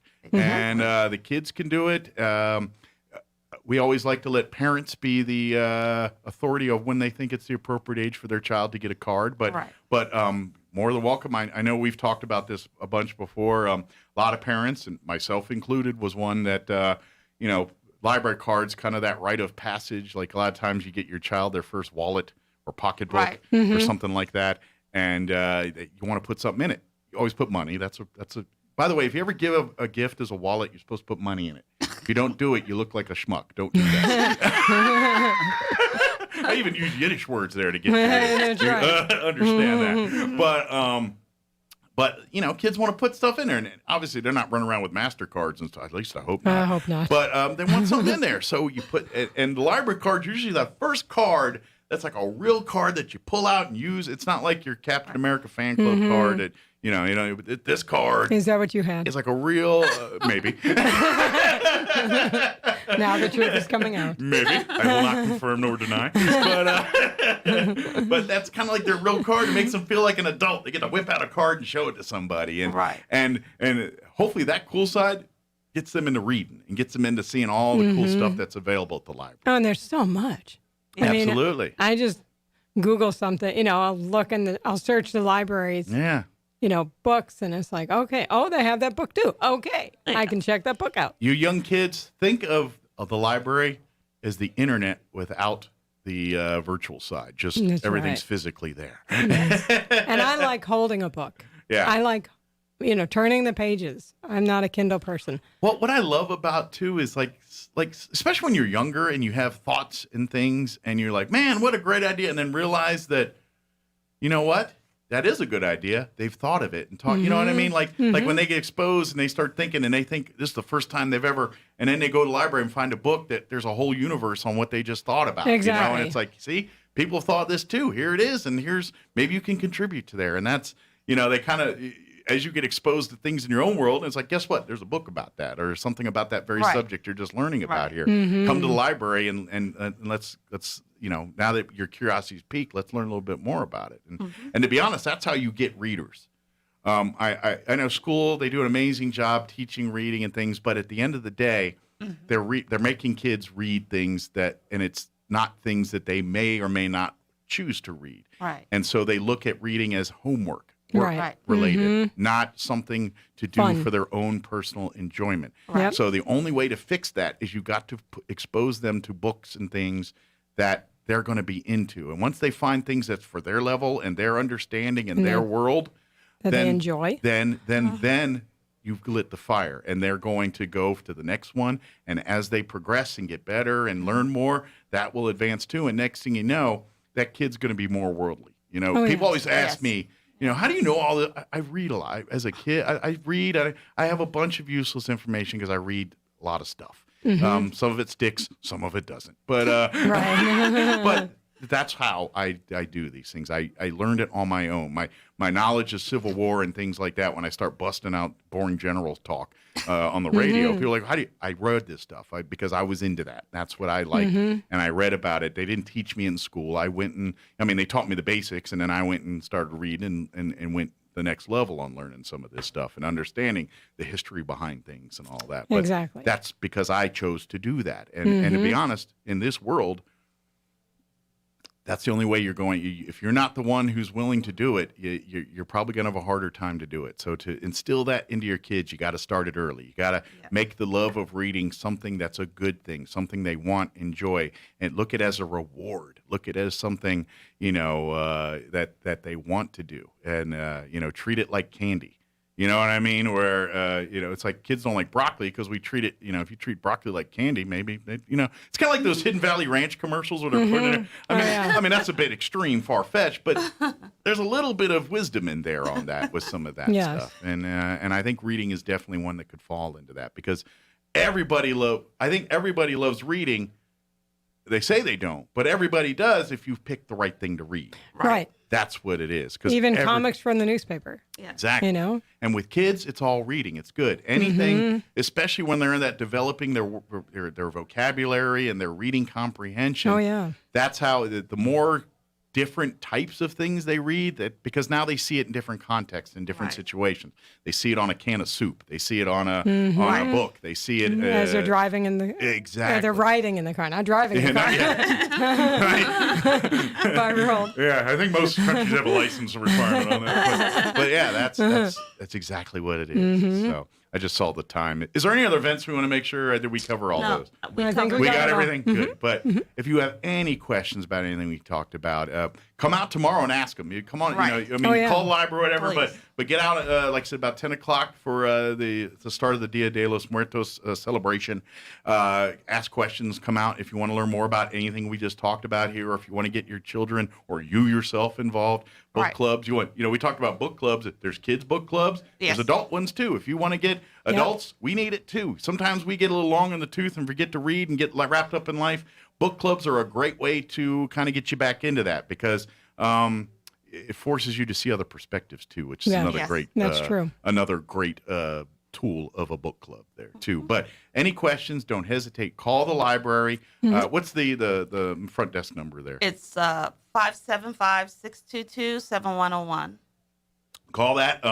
You can also follow the Roswell Public Library on Facebook and Instagram. Yep. Great ways to stay up to date on everything. And of course, the Roswell Public Library's Roswell Public Library's website through the City of Roswell's website, Yes. roswell-nm.gov there, Yep. too. Excellent. Well, thank you, ladies. Did we get All it right, all? thank you. I think We'll so. see you next time. And get on out. Have some fun. Dia de los Muertos tomorrow, 10 o'clock. I'm telling you, have some fun. It's in the morning, so you can still go run around at night to do all your candy and trick-or-treating. That's right. Yes. If you play your cards right, parents, your kids will be good and tuckered by about 8 o'clock tomorrow night.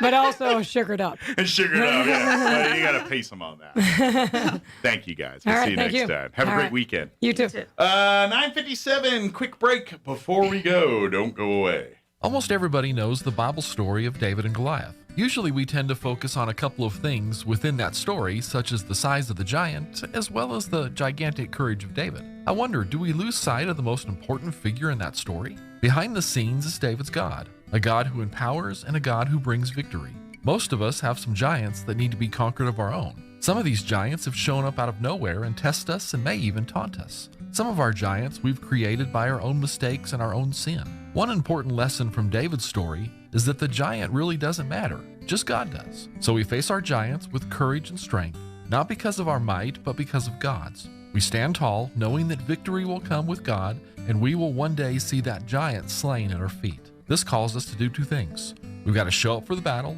and we need to look up for victory.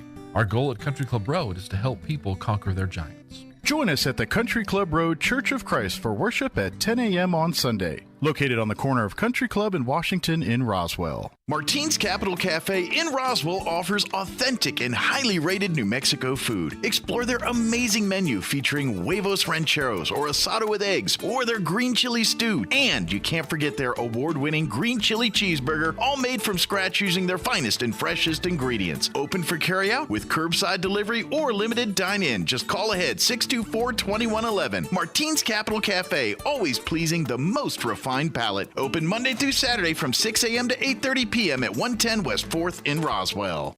Oh, according to research, 82% of people remember radio ads. That means that 82% of you listening right now will remember that this is an ad for ZipRecruiter. If you're hiring, 82% of you will recall that ZipRecruiter makes hiring faster and easier. And 82% of you will note that you can try ZipRecruiter for free today. But you have to go to ZipRecruiter.com/free. Yes, free. 82% of you will keep in mind that ZipRecruiter's technology finds qualified people for your job and actively invites them to apply. Scott, is that you? Who are you talking to?